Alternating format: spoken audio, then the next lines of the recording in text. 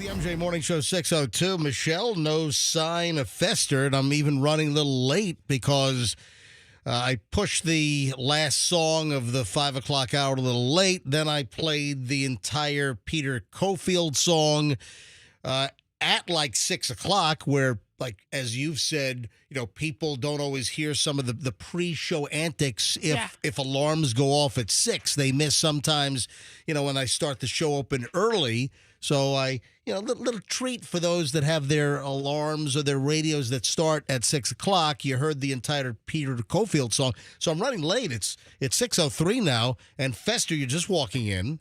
What's the deal? You were like early every day last week. I know that Michelle was out, but now you're like just sauntering in. That's a word, sauntering, right? Yeah. Sauntering? Yeah, it's kind of strolling in casually. Yeah, Yes. So what's your dealio suddenly? Well, I realized as I'm running mildly late. Mm-hmm. Yesterday you were late. Today you're just... Today was mildly late. Dude, you're almost 3 minutes late. I realized that I've never, not once ever, listened to that Peter Cofield song in the car. What? Oh, get out of here. I'm sitting there in the parking lot. First of all, I started that song right at 6 o'clock. Hence me saying mildly late. So you weren't even in the studio at 6. No. You're still in your car in the parking lot when the show is supposed to start. I'm actually whipping into the parking lot thinking I'm going to hear the intro to the show, the more musical one or the more instrumental one. Mm-hmm. Instead, I hear the Peter Cofield song, and I've never heard the whole song in the car. Oh. Did you like it? But I've always enjoyed it. I've always been a big fan of the song. Yeah, it's great. Hey, you know what I just found? Do you have promotions and commotion? Promotions and commotion, exactly. You know what I just found? Little radio genius climbing into your head. So I on my sound effect pages here, right. You'll hear me say, Andrew, put it up on page 23. So we've got a lot of pages of sounds that I play here on the show. Yes. And if I go the other way backward, there are pages and pages, and I didn't even know these were here. So as I was going back to one of the early pages to play the Peter Cofield song, I went back too far. I was just clicking recklessly.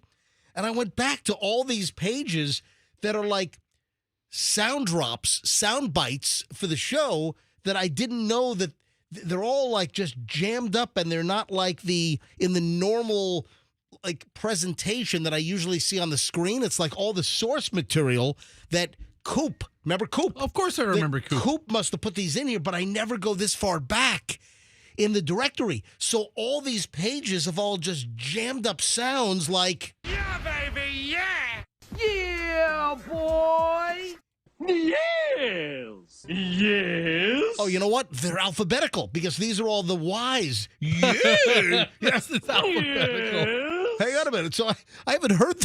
Yo quiero Taco Bell. You see, yo quiero Taco Bell? Yes! Yeah, baby! Yeah, boy! These are all the Y's. You're starting to just sound like an idiot. I don't even know what that's from. You bastard! All right, that's South Park. All right. You boneheaded idiots! I don't know. Where's that from? You boneheaded idiots! Yeah, these are all like from the MJ archives from the old Clear Channel hard drive that I got of all of our audio, like 4 terabytes when we ended the MJ Morning Show back in 2012. You heartless wench! You ingrate bitch! What is that from? You ingrate bitch! Dude, I think we got to just play a bunch of these right now. At the opening of the show, there's a bunch of stuff here that I don't even know we have. You suck, you jackass! Oh, from Happy Gilmore. That's good.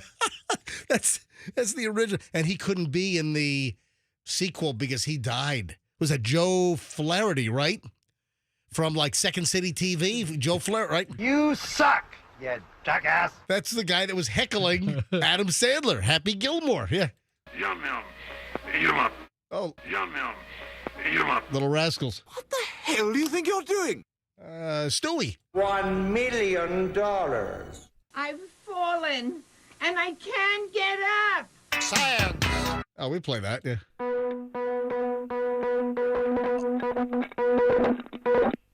I love that sound. Do you know what that sound is? What is it?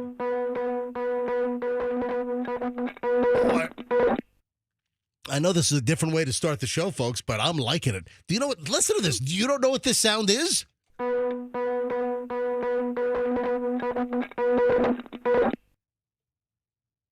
Fester, you don't know what that sound is? I don't know what it is specifically. Oh, that's one of the best sounds of all time, but we really don't hear that much anymore. Does anyone know what this sound is?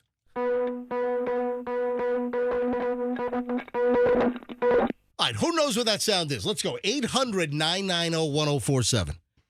This is a weird freaking way to start the show today, but you know what? I'm okay with it.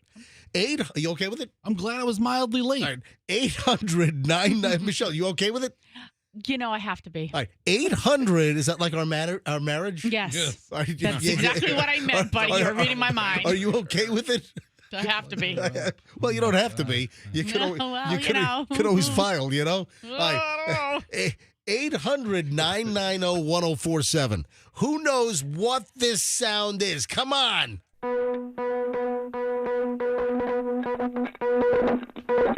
$800-990-1047. All right, I see a couple of lines are ringing. Let's see. You know, I'm just picking stuff up cold. All right, Andrew, just stick. Mark in Tampa is the first one up. All right, put line one on hold. Let's go. Put it on hold. All right, here we go. Mark in Tampa, what is that sound? Old school weather alert. I'm sorry? Old school weather alert. An old school weather alert? Like, Yeah. Yeah, with avalanche. Yeah, an avalanche.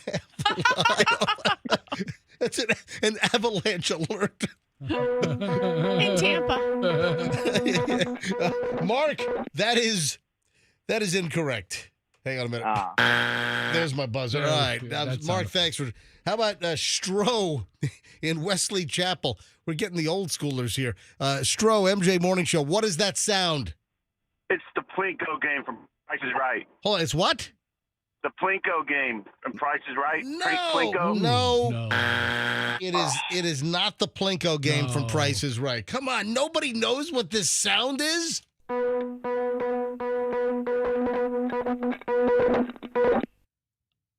Come on. I can't believe no one knows what that sound is. That is Andrew, do you know what that sound is? You don't know what that sound is either?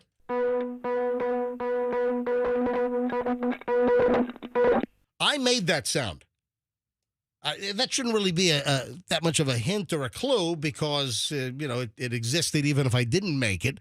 But I did make that sound. I remember when I made that sound. I made that sound like in 1987. Oh. I've had that sound in my collection since 1987. All right, I'm just grabbing calls here. Line one. Hi, good morning, MJ Morning Show. Who is this? Catherine in Sarasota. I'm going to guess a piano. A piano. No, it's not a piano. But listen, not a bad guess, Catherine, but thanks for trying. All right. That's unbelievable. How about line two? I don't even know who it is. Hi, good morning, MJ Morning Show. Who's this? It's Donnie. What is it? Yeah. My God, I'm getting the mumbles today. Hello? What's your name? It's Donnie from Auburndale. Donnie from... What sound is that, Donnie, from Auburndale? Morse code. It is not Morse code, but I appreciate you calling in, trying out. All right, Gina in Pinellas Park. Gina, what is that sound? It's a stamp. A stamp? What do you You mean? know, like if you do like a date stamp where the thing flips around and stamps.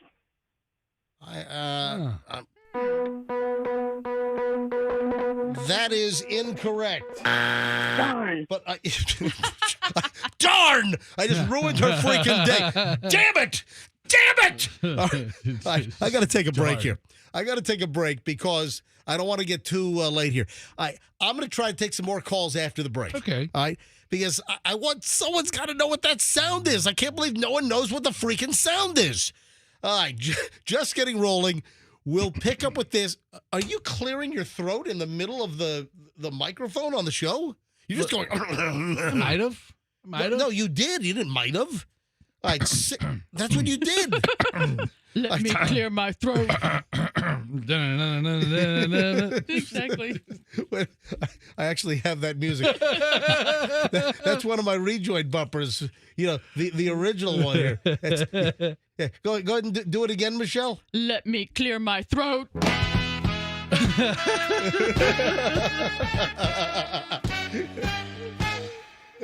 That's the original. That's Cool in the Gang, actually, is where that song, that little sample came from the Let Me Clear My Throat. All right, 6:13. Holy crap, we're running late at the MJ Morning Show. I can't believe no one knows the sound. All right, I might continue it next before I do the big reveal.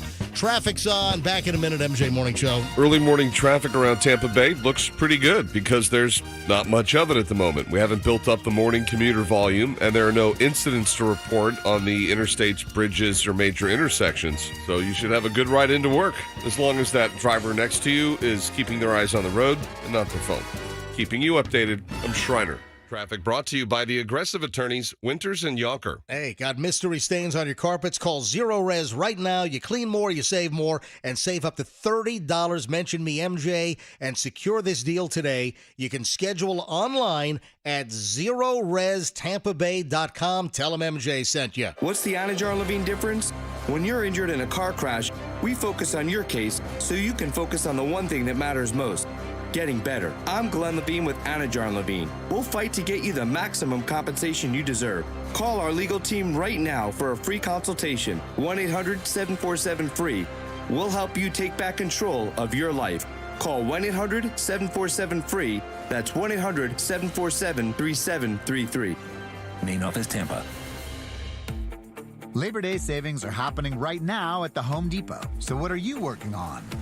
Prep for fall with our wide selection of cordless power tools that make it easy to clear your lawn, starting at $79. And once the leaves are clear, keep your yard looking fresh with colorful mums that bloom all season long. Shop Labor Day savings now through September 3rd, only at the Home Depot. See select stores for details. School's back in session, and if your kids still need something for back to school, then you should get to Macy's now. Come in and find everything on your list, like active from Nike and Jordan, denim from Levi's and Good American, plus complete looks from Abercrombie Kids too. Even furniture and mattresses at our lowest prices of the season, just for your college student who still needs something for their room. It's all in one place, all at great prices, and it's all here now at Macy's. What does New South Proud mean? It means you can save 35% on windows and doors. And not just any windows and doors. We're talking New South American-made windows and doors that offer premium protection from hurricanes, intruders, and noise. And they're guaranteed for life. Get 35% off American-made windows and doors until October 31st, 2025. Call 800-NEW-WINDOWS. Visit newsouthwindow.com/deal for details. Paid for by Hims & Hers Health. Hims & Hers Weight Loss is not available everywhere. Compounded products are not FDA approved or verified for sale.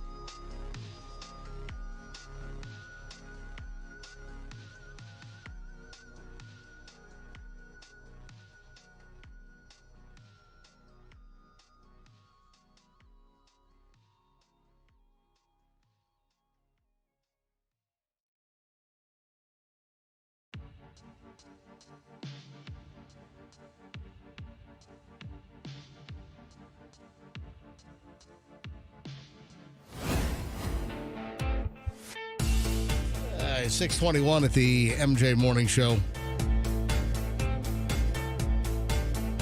So the question is, should I continue with the sound now, or should I wait until maybe...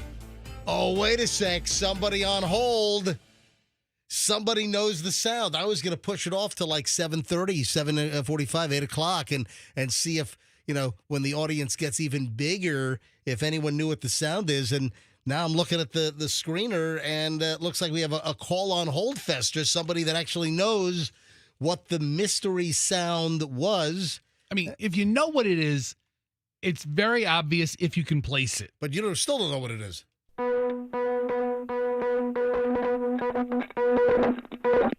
Come on, you can't tell by that sound? I know what it is. Oh, now you know what it is? Now suddenly you know what it is. I looked. What do you mean you looked? I looked. You look at the screen? Yes. Oh, geez. It's right here. Of course I cheated. Abraham in Sanford. What? You're listening to us all the way in Sanford, Abraham? I listen to you guys every day from Sanford. Well, thank you. I used to live in Tampa. Oh, you used to live in Tampa. Michelle and Chloe were in Sanford a couple of weeks back and got all messed up on the auto train. Did you know that story? Did you hear it? No, I didn't hear about that. Oh, I guess you don't hold on, but you listen every day from Sanford. Yeah, I was gonna. Well, just about every day. I sometimes I have to be in early, like I am right now, and I can't listen too much. But gotcha. Notice if I go back and I re-listen later on. Yeah. So Abraham, what happened quickly before you take your guess? So Chloe and Michelle were on the auto train to bring Chloe's vehicle up north because Chloe's going to law school up in Connecticut. And, save the 1,100 miles or whatever, get on the auto train. So they're on the train. They're an hour outside of Sanford, and the train just shuts down.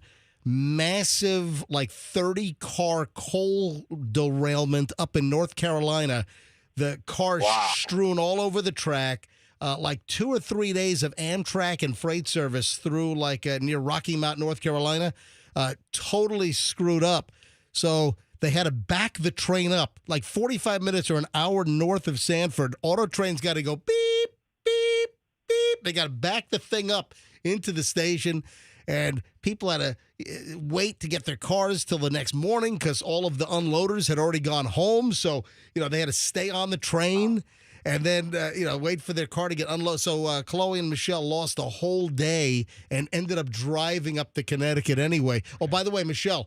Yes. The $1,674 credit Yeah. just showed up on the American Express. Very good. Yeah, so full refund from Amtrak from the auto train. Anyway, so Abraham and Sanford, here's the sound again.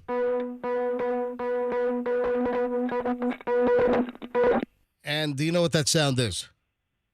That is a cell phone falling to the ground. Oh, it is. You're so close. It is not a cell phone. Because I remember back in the early days when I lived in Tampa, I used to do all kinds of business like that. That's what it sounded like. Yeah, no, it was. It's not a cell phone, but listen, I'm just gonna give it away. But it is a phone. It's the old school coil cord. The old phone. Yeah. It's the old phone receiver. That has the old curly Q cord. And remember the ones where you could unscrew the mouthpiece and the earpiece fester and take those parts out? Yeah, of course. I did that all the time as a kid. Every time. Yeah, I dropped it in my cereal bowl one time. Ooh. Yeah.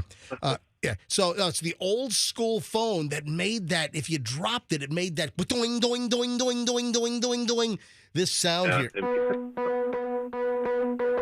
Yeah, it's an old school phone receiver just being dropped, and I made that at my radio station one night in 1987. I needed some clod on the phone dropping the phone, so I just took the hotline phone. I just dropped it and recorded that. But doing. Anyway, hey Abraham, thanks for listening to us every day. I highly appreciate it. Oh, you're welcome. All right, so listen, he was halfway there. Whoa, we're halfway there. Wow. Living on a prayer. Oh, sorry. Fester, I brought it in. You did? I brought in your request. Okay. You're going to tell me, you want to taste it? Is that it? I would like to try it. Yeah, I don't know. I think you got something else up your sleeve. So, Fester asked me to bring in a jar of my salad dressing. I said bring in a sample. I did. Well, I don't want to take a whole jar. No, well, I have I have the main jar, which is the pouring spout jar, like an olive oil pouring jar, the tall, thin jar. Yeah. So I put the salad dressing in one of those. This is the leftover amount. Okay. That is just in a little mason jar. All right, so I brought in the salad dressing. You're saying, what the heck? This is a weird-ass show today. What's going on here? Did MJ have a stroke or something? No. I put up a video yesterday of me making salad dressing.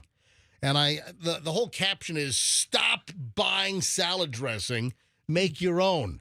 So I just did a quick little video. It was just time for me to make some more, vinaigrette. And instead of buying it, I've got a great recipe, and I made it. I shot the video.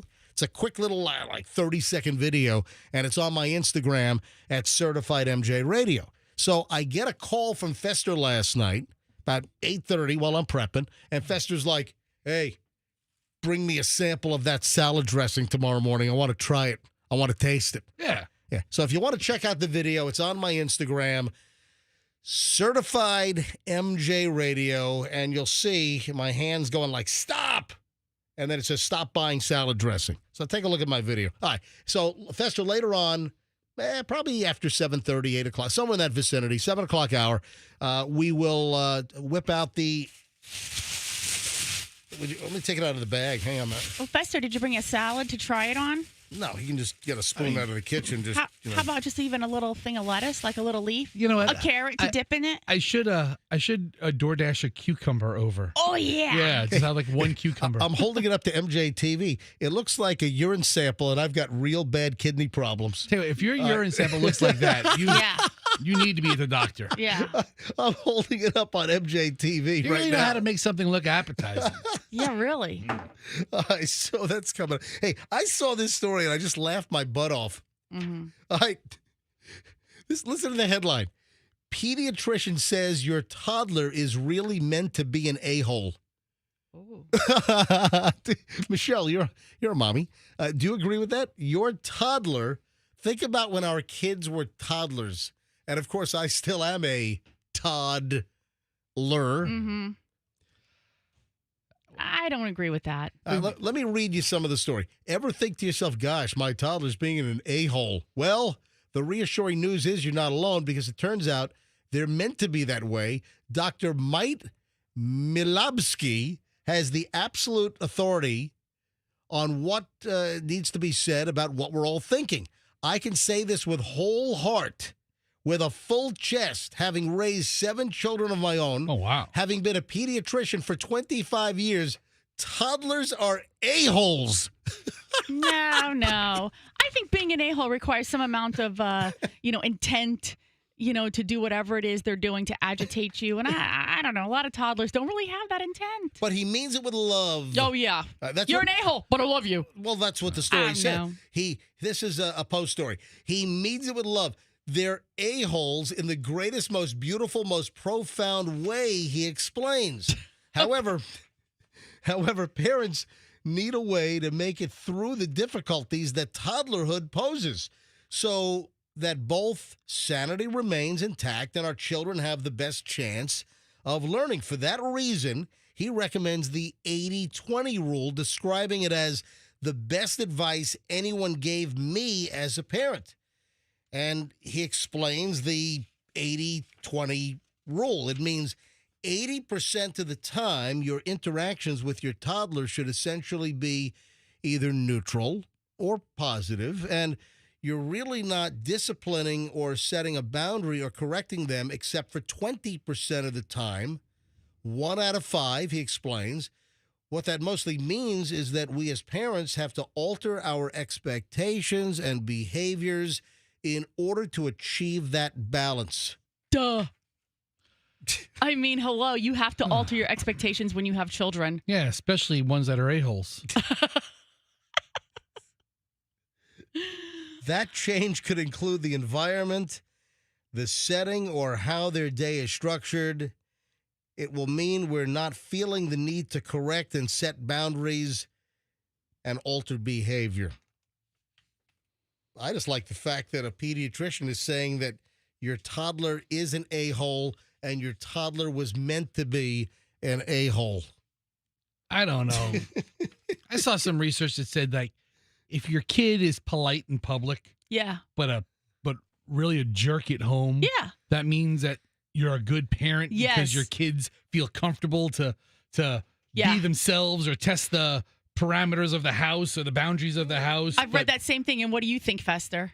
I think they're just jerks all the time. I don't know. No. Well, hang on. One of our kids is like that. One of our kids is like One what? of our kids is like that. Sometimes they're snappy and an a-hole at home, but I don't think just one. Oh, you think both are? Yes. Really? They Oh, both have their own personalities. Yeah, and they're- everybody they're- has their own personality. Yeah. Well, duh. But I'm just saying, as far as the description that Fester just posed, I'm just saying that I think No. that one of our kids fits that bill more than the other. Oh, equal. Like It's you equal. meet with the teachers and they talk about what an angel this kid is. Oh, they're just such a little angel. They're so studious. They're so helpful. I'm like, helpful?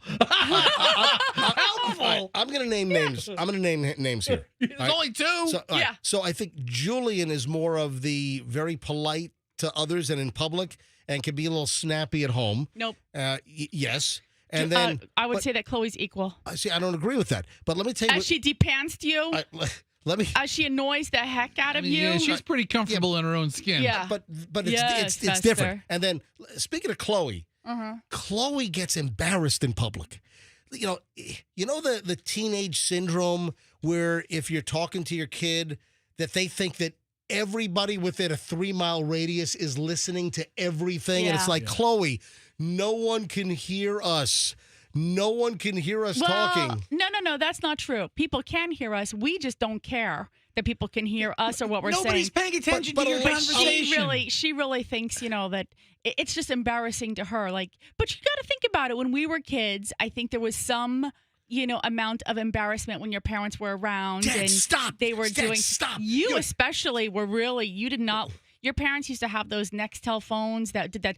Beep, some kind of a beep, Oh my beep, God! in Do you the remember restaurants. those? Hey, do you remember back in the late 80s, early 90s? Yep. The Nextel push-to-talk phones and Yeah. they're like walkie-talkies. Yeah. And your parents would do it in a restaurant, and that's like, drive me nuts. Right, because they have a big family, so Yeah. everybody was always contacting them, and they were responding, and you would be screaming at them in a restaurant to turn knock the it off. freaking things And they were down. like, "We can't help it if so and so is calling us right now," and you're like, "Yeah, turn the phone off." Turn the damn thing off. No, but Chloe is if I'm saying something, hey, Chloe, or if I'm doing something, Chloe's like, Dad, people can hear us. And it's like no one can hear us. No one's paying attention. We're in public and there are people all around. No one's paying attention to us, but they think suddenly we're on stage and the white hot spotlight is right on us and everyone's watching us, which is just not the case. She just feels self-conscious about being with embarrassing parents. And let me tell you right now, I think there are so many parents listening right now that can totally relate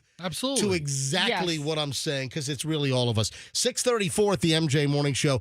We've got a great pile of early morons in the news next on the MJ Morning. Oh, great stuff. Do not move. Morons next. MJ Morning Show, Q105, 104.7 FM. When your air conditioning has a problem, I'm going to help you solve that problem. I'm going to help you solve it. Let the DJ revolve it. I'm going to tell you you like that? I do. Yeah. I'm going to tell you right now, you call Plan B Air Conditioning.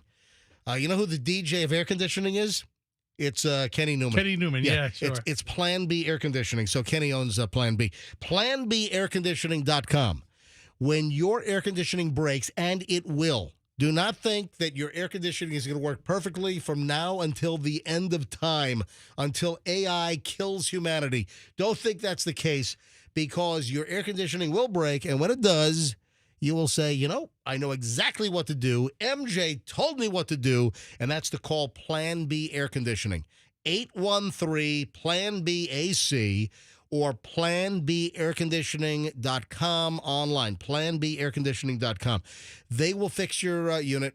They will do it at a fair price. They're honest. If you mention me, MJ, they'll give you 10% off. If you need a new air conditioning unit, they like putting in Daikin's, and they just put in a Daikin in my house. One of my zones died. It wasn't worth fixing, and the Daikin is doing a phenomenal job.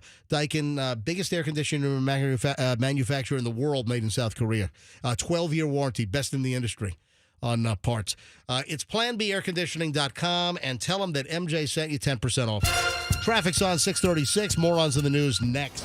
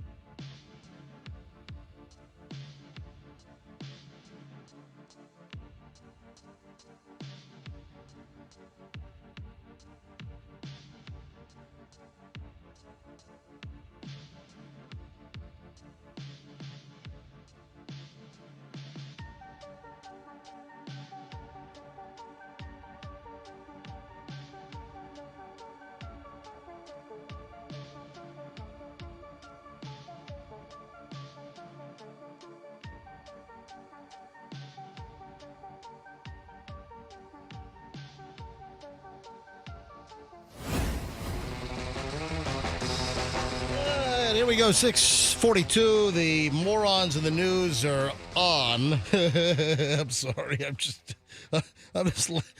I should be laughing at some of these morons in the news, but I'm sorry. Some of these are. Florida man sprayed a couple with bug spray. See, that's funny. Outside of Publix. Why? Well, you'll find out here in a second. I'll tell you, bug spray is a weapon. How about the wasp and hornet spray that sprays like 20 feet? That's right. Yeah, that's I ever tell you about my wasp spray problem? Situation? No. Okay. We're taking a family trip. Right. And we weren't going far. We're going to Orlando, right? Right. But I do live in the state of Florida. And every time I take a trip, I carry a gun, right? Listen, I carry a gun, right? And I have a checklist, like the pre-flight checklist that I go down that. With small children, is this gun properly stored and secured? It's secured. Do you have a box? You have a gun safe? There's a gun safe. There's a gun box. Usually the gun's on me if I'm out and about. Okay. So, I go through the pre-flight list of things we need for this 4 or 5 day trip to Orlando. Nothing crazy. How long ago was this? This is several years ago. Before the morning show came back. So it's over 5 years ago. I don't even know if Hudson was born yet. Hadley might have been 4. We're just a month away from the 5-year anniversary of the return of the MJ Morning Show here on 104.7 FM. And we're driving to Orlando, and Allison's just asking something, and she goes, "Hey, did you bring our buddy?" Our buddy. And I was like, "Oh, did you bring Stu?" I was like, you ought to name it. I forgot. You know how people name their cars? Yeah. Oh, you forgot Stu? I was like, "Listen, I'm not. I didn't bring it." She, "Where is it?" And I told her where it was, and it's still secured, but I don't have it on me. Stewie. And then you moron! Allison's like, "Don't worry, I'll take care of it." Okay. I'm like, take care of it? What the hell are you talking about? You'll take care of it. What's that? I was like, you can go to Orlando and just buy a gun off somebody? And she goes, "Don't worry." And then we joked about it, but we forgot about it. Then we go to the Walmart, the big Walmart in the middle of Orlando on I-4. A couple of places in Altamont Springs where you can just, Yeah, I mean, there are places in that town where you can easily acquire one. Buy something off the street. No question. No, she's more creative. But we weren't vacationing there. Yep. It's not. Yeah. And we go to that big Walmart on Sand Lake, and that place, I don't know if you've ever been there. That's truly War of the Worlds. It's amazing. In Orlando? Yeah, the big one on right across from that big Ferris wheel is a Walmart. And that's the craziest near Walmart. I-Drive? Yeah. Okay. Because it's on the other side. It's on the north side of I-4. See, I dislike Orlando immensely.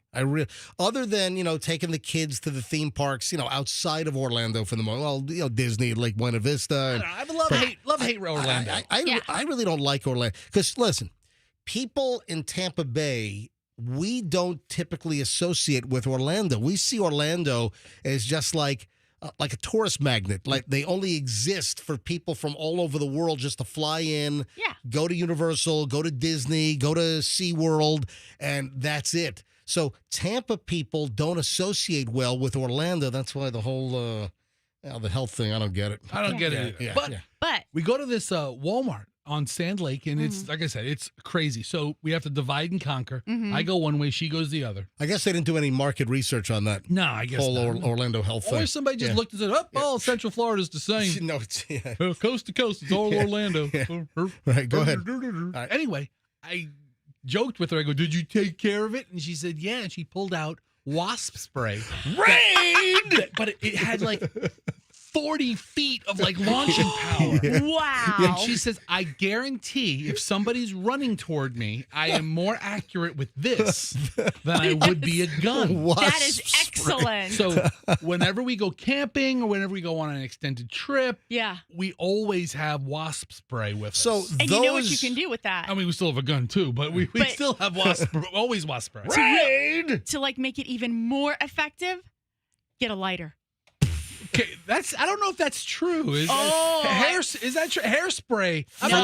Flaming wasp I'm not spray. trying to make a flamethrower. I mean, think about wasp spray to the face. Now, hang on. No, Dave showed me that trick. I didn't even get to the story I know, yet. We haven't even done the story. I haven't even done the story. But with wasp spray, those that don't want to carry a lethal weapon in the past have carried like pepper spray. And now you have those new like pepper launcher guns. I think Berna, those are getting advertised, all over the place. But it seems that maybe a $10 can of Raid might be just as effective as pepper spray guns, It can hit you from across the parking lot because it's meant to go up into the eaves of the house and knock down the hives. I haven't gotten to the story yet, so let me give you the story. So this is down in Port Charlotte. This imbecile, this moron in the news was arrested down in Port Charlotte after Charlotte County deputies said he attacked a couple in the parking lot outside of Publix with bug spray. Why? Because they did not permit him to jump ahead in the checkout line. So couple was in line, guys behind. "Hey, do you mind if I jump ahead of you?" I guess they said no. No, you can't jump ahead of me. No. So he waited outside for them and then sprayed them with bug spray in the parking lot. My God. Charlotte County Sheriff's Office got a call for service at Publix on Sunday about 2 p.m. They got a call about a physical altercation. Deputies said the incident began inside the store because Daniel Cannell, 65, was upset because the couple in front of him in the checkout line would not let him jump ahead. So people do the craziest crap. So the deputies investigate, and it showed that the woman was waiting for her husband in line. Cannell tried to get in front of her.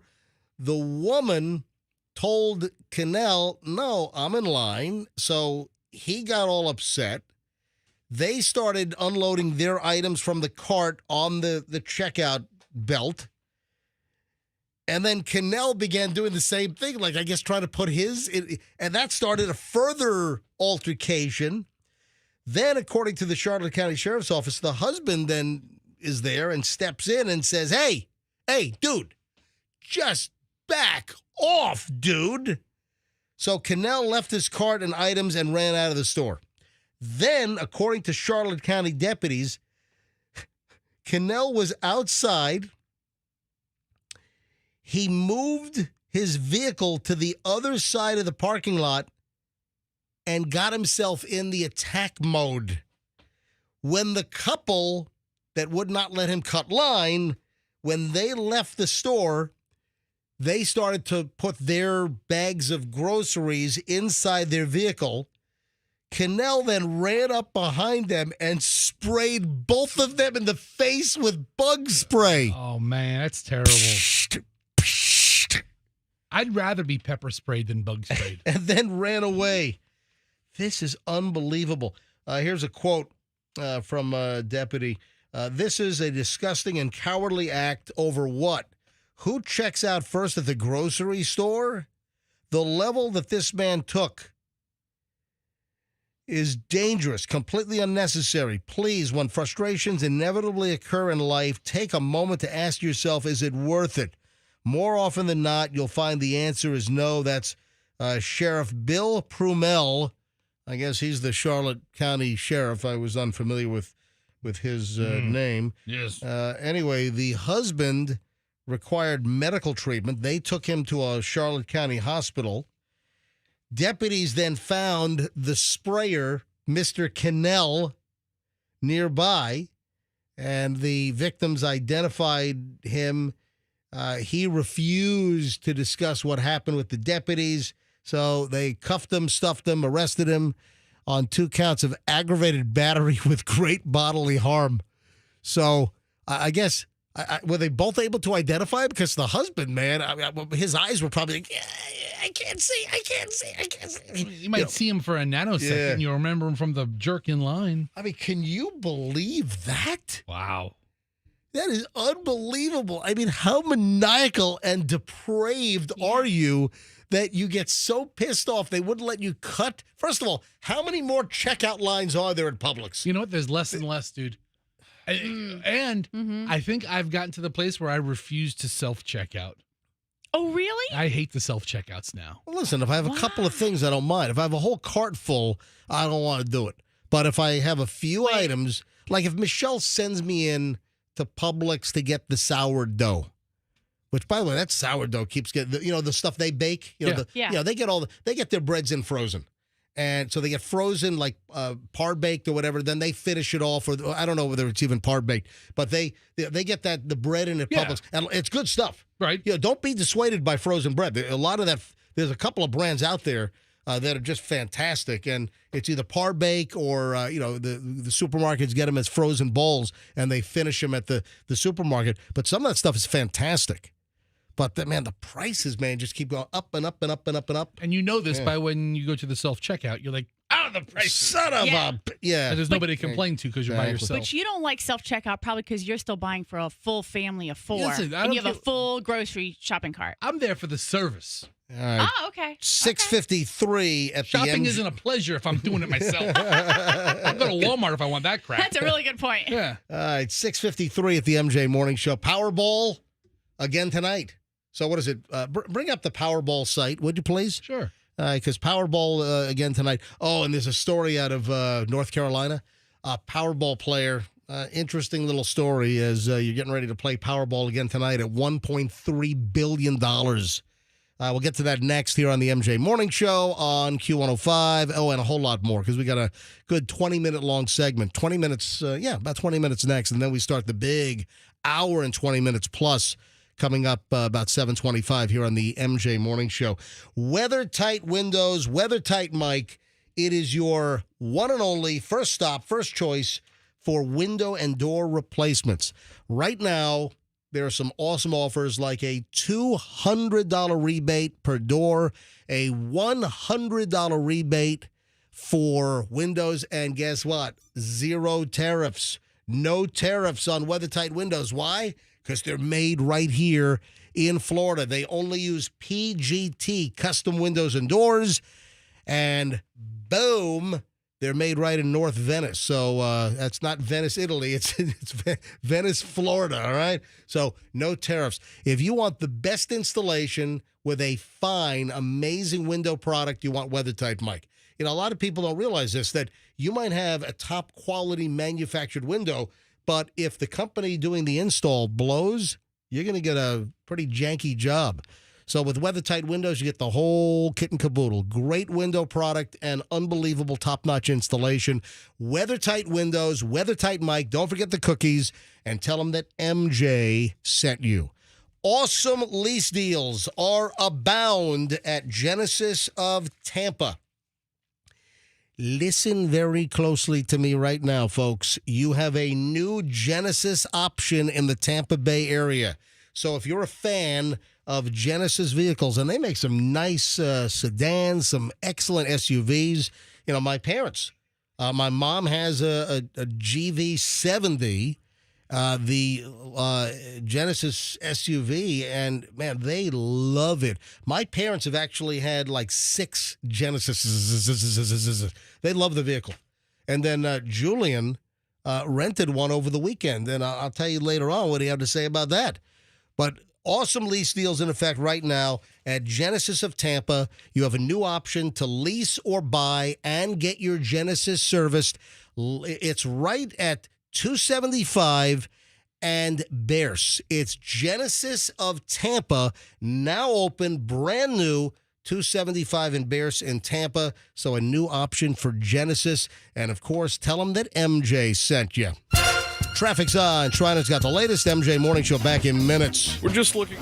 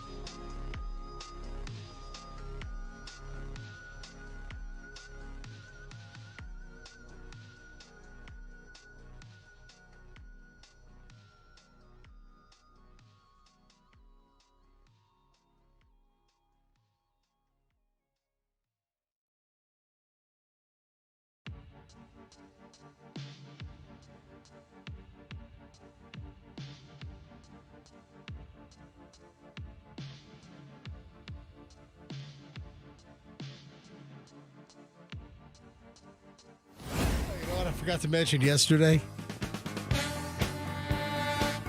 Yeah, we were off on Monday, obviously, Labor Day, and first day back in September was yesterday, Tuesday. Today, Wednesday, obviously. While we were on the long weekend, it might have been Friday, the Tallahassee police up in the Panhandle, they released the body cam footage of the Chuck E. Cheese guy getting arrested in character in the costume. Oh, man, that's great. Oh, man. Oh, Fester, it's so traumatic for the kids. They're like looking like, what is happening? We had the still photos at the time of the arrest. Yeah, but now the whole video, the body cam footage has been released. Yeah, Chuck E. Cheese. Remember the dude was arrested. The arrest was, what, a month ago, maybe? Yeah. Sometime in August, right? Oh, man. So sometime earlier in the summer, and kids were watching everyone as the cops go in, Tallahassee police go in and arrest Chuck E. Cheese. So a woman told the police that she thought that an employee in Chuck E. Cheese had stolen her credit card and was using it at stores that she did not buy things at. And she claimed that she last saw the credit card at her kid's birthday party at Chuck E. Cheese about a month earlier.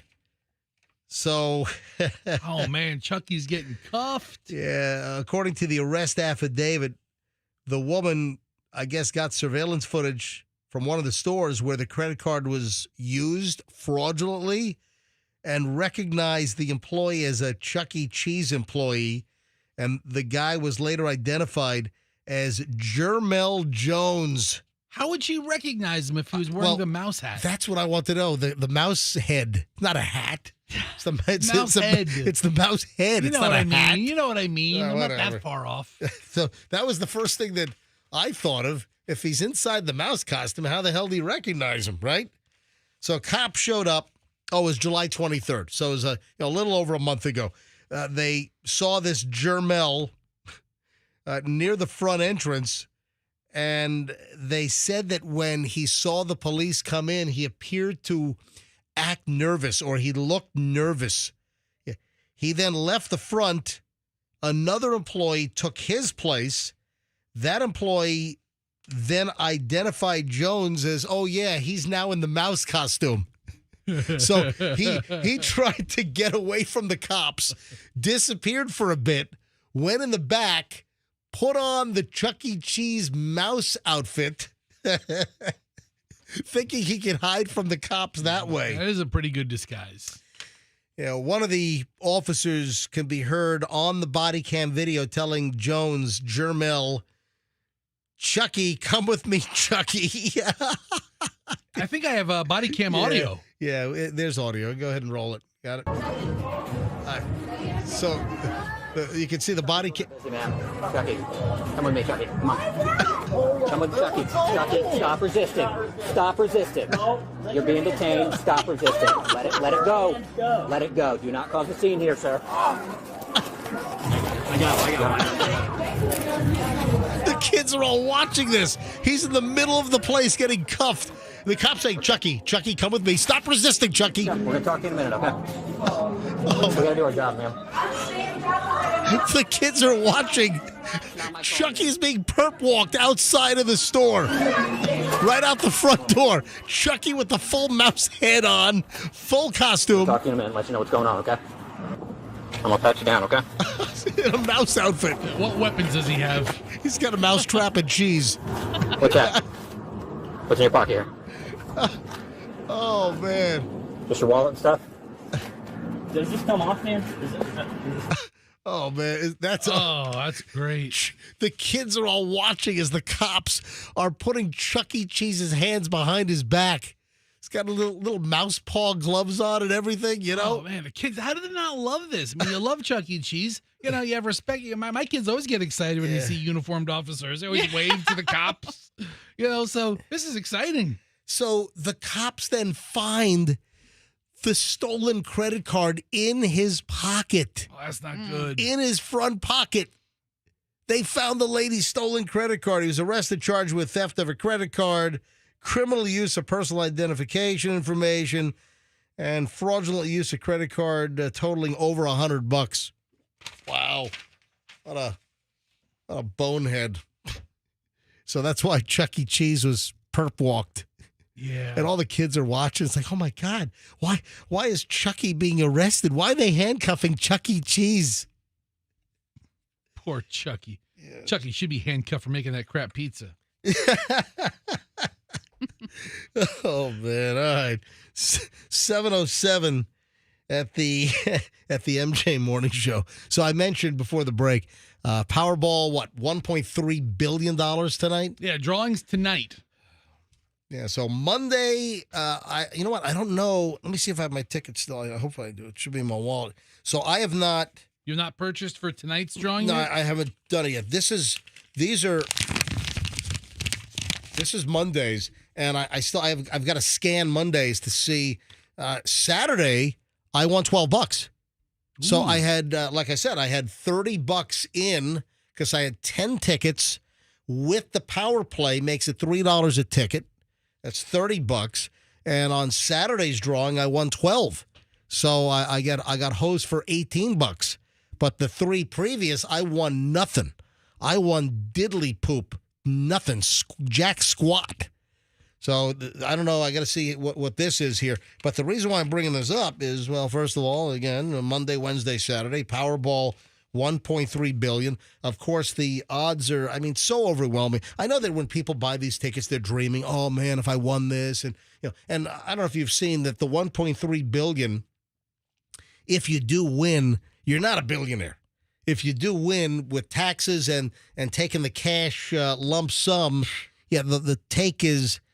What is the lump sum? Cash value's now $589 million. You got to pay taxes on top of that. Then lop 37% off for federal taxes. You're lucky if you walk away with $350 million. How the hell could you get by on just $350 million? I don't know. You know, I couldn't do it. Yeah, no way. No way. But so many people dream about, but the odds. I don't want to beat a dead horse here, but the odds are so. You're not going to win. No. All right, I am not going to win. But still, if you do, we're not going to be here. You know what? On Thursday. It's for entertainment. That's a stupid line. I'm not going to be here on Thursday. That's fine. Whatever. All right. So I'm going to take my Fester Golden Parachute. That's $350 million. Dude, that's the oldest, easiest thing to say. Oh, if I win, I won't be here tomorrow. Come on. Do better. Do better. I'll do a midday show. Do better. I'll sleep in. All right. So, listen, I'm not going to win. You folks, you're not going to win. But listen, it does remain that at some point, somebody wins. But the odds, I don't think people can grasp how ridiculously low the odds of winning are. I don't think people can grasp that. Even when they compare it to other things like lightning strikes. Yeah. Oh, listen. You're more likely to get struck by lightning 10 times. No, it's like maybe 10,000 times. You're more likely to be struck by lightning 10,000 times greater than winning Powerball. I don't have the exact number, but it's something like that. All right, so listen to this. North Carolina Powerball player missed the last drawing, $1.2 billion, by one number, but still did walk away with $2 million. So that's a North Carolina winner. So, good news there. Yeah, here they are. I can see that they won the $2 million power play. Yeah, there were two power play matches. So they matched 5 numbers in power play. There was a winner in Montana for $2 million, and there was a winner in North Carolina for $2 million. And that guy was off by one digit. Yep, one number. That's it. Hey, good luck, blah, blah, blah. You're not going to win. I'm just being honest. Do you remember yesterday I mentioned AI slop? You did. I teased it, and I just didn't get around to it. So let me get around to it now. And I'm getting sick and tired. I hate it. I hate these AI videos. And I used that term months ago, AI slop. And I didn't invent it. I saw it somewhere, and it's really catching on. And AI slop is just this AI-generated video that's just not real. And in many cases, they're overtaking like Instagram Reels and TikTok. And I just don't want this garbage. Give me real videos all day long, please. So AI slop, listen to this. This was an NPR story that I stumbled upon. AI, and the headline is AI slop. Love it. AI slop videos may be annoying, but they're racking up views and ad money. And that's what it comes down to. People are creating these, like an example of like an AI slop video. It's the lady in the hairnet or the shower cap driving the Nissan Altima, you know, finna this, finna that, or dead ass. And she's crashing her Altima into crap. And I mean, that's AI slop. And I'm sorry, it might have been funny once, but enough.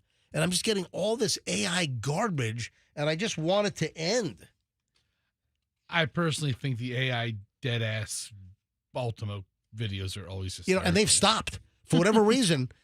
They're not showing up in my algorithm anymore. They were nonstop. I never had one in mind. Yeah, they were incessant on my Insta. I don't do TikTok, as most of you know, but because it's a Chinese spy operation. But Instagram, I use IG. And these things were popping up in my feed like one after another for like 2 months. And then they seemingly just stopped. AI slop, I don't need it. And then, speaking of AI, I found this funny. Not that Jeff Bezos' mom died. That's not funny. It's very sad. But Google's AI, the way it dealt with Jeff Bezos' mom's death. Uh-huh. She died like 2 weeks ago. Yeah, right. yeah. But I saw this story. I've had it lying around. Then with the AI slop story, I thought that I'd pair this story with that because I never got to it. Listen to this.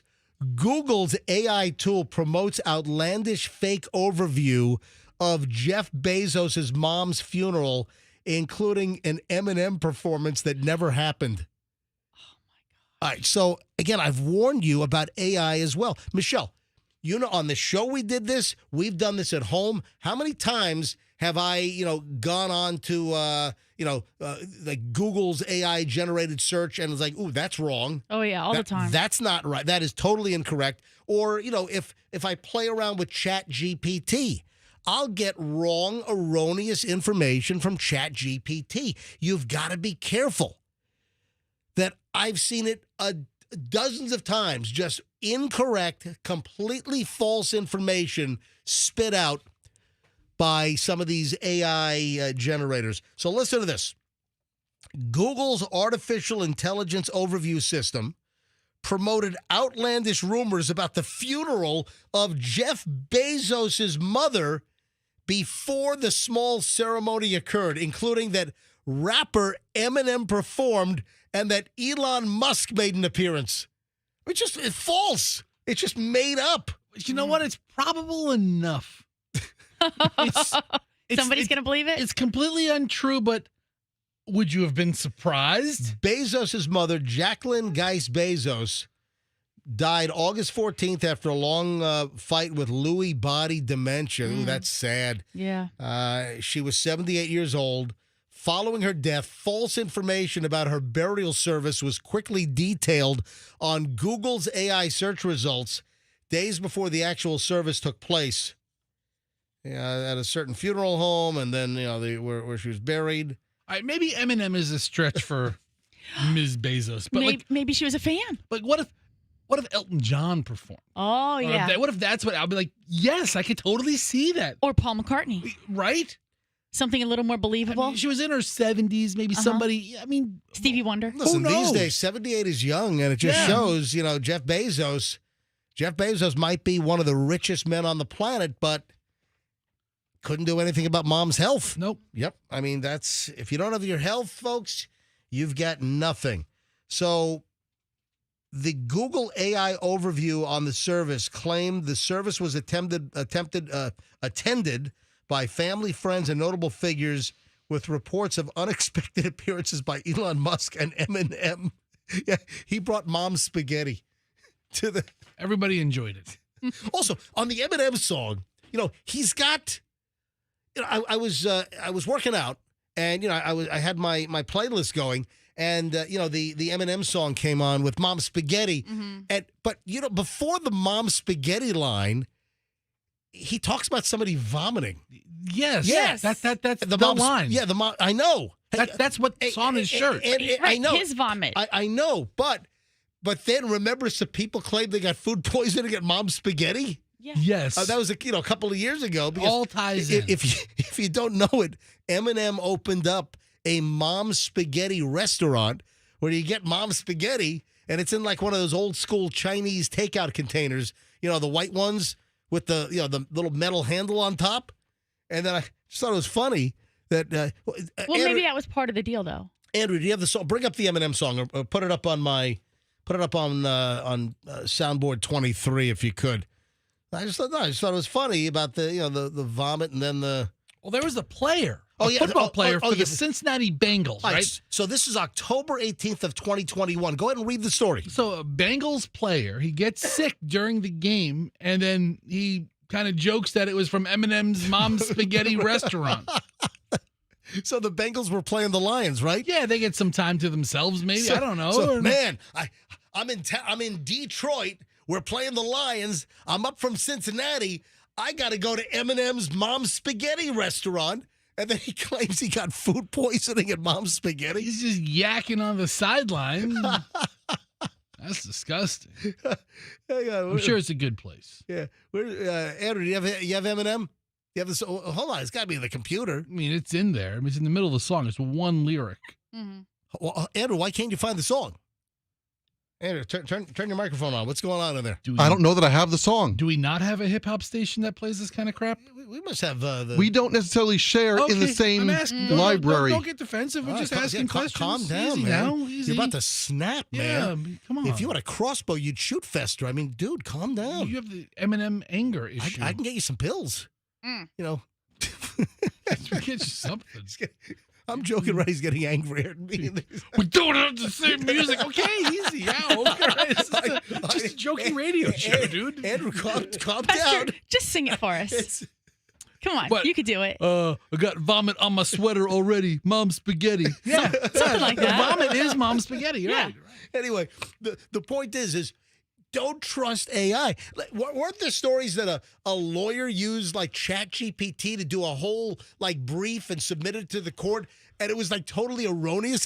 Like ChatGPT made up case law and stuff that didn't even exist. Yes. And you know what? I just read an article from, I don't know if it was from an educator or like in maybe the Wall Street Journal or New York Times, that said that the education system should go back to old school, having to handwrite your test, blue book books in law school and everything, because that would eliminate the potential for the students to be able to use the AI, during their testing or whatever, like when you're having to write an essay in class. So that, they may just completely eliminate, technology in the classroom for those types of testing points. So speaking of MJ Morning Show falling for AI and fake news, right? Yesterday, Michelle read a statement from the millionaire Polish guy. And he issued a statement later in the day yesterday, being very contrite, and talked about. But he acknowledged. We got to tell people what we're talking about. It was the Polish paving company millionaire that ripped a commemorative hat out of a kid's hand at the U.S. Open. It was caught on TV. Mm-hmm. And the guy's like some Polish millionaire that runs a paving company in Warsaw or in Krakow or wherever. He issues a statement where he apologizes, says his emotions got the best of him. Right. He thought it was intended for him because his kids know the players, right? Right.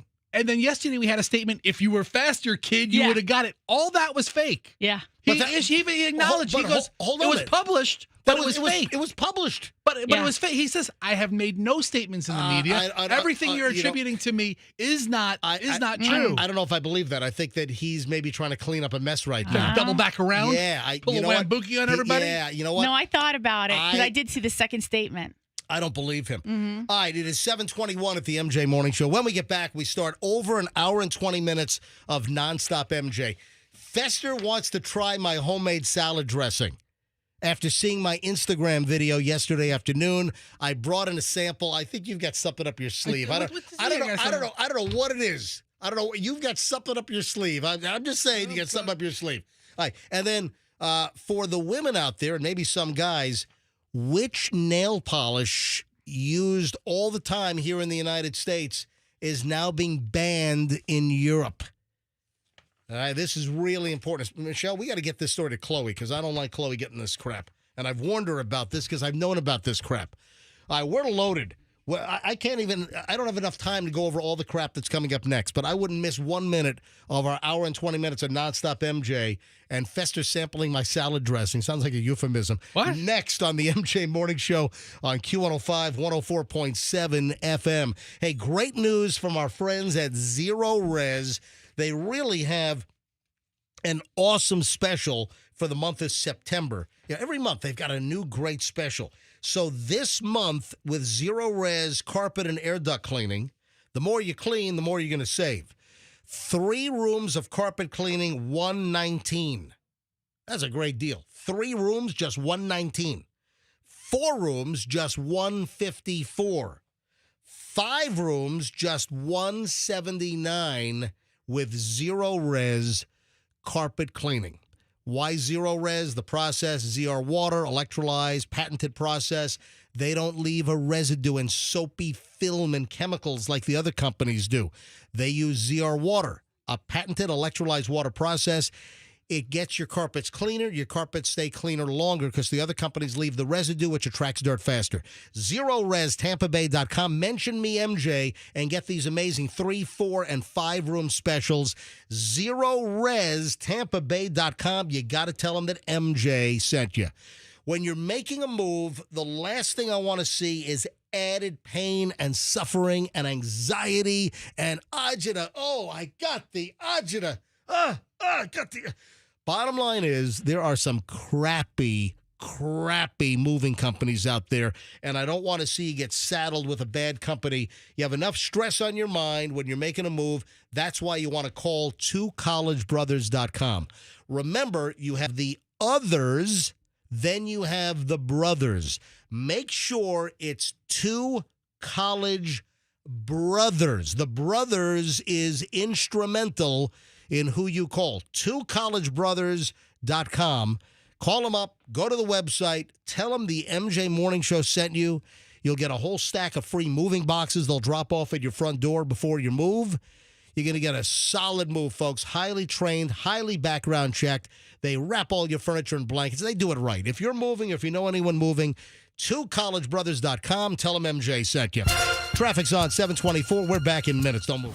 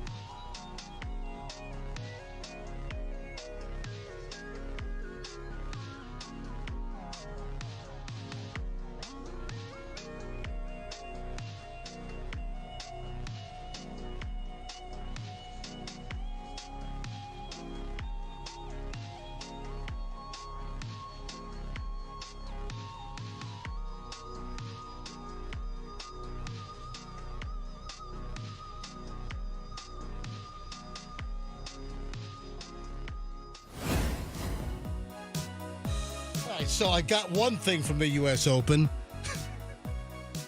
This new bumper music. I like this guy. Yeah. Remember when I first saw him on Saturday Night Live? I'm like, man, I like this guy. What the hell's his name? I think it's Benson Boone. Yeah, Ben Boone. Benson Boone, right? Yeah. Magical, mystical. Okay, stop. You're ruining it for everybody.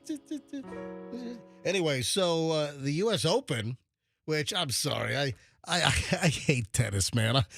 If you're a tennis pro, you're a tennis fan. I apologize.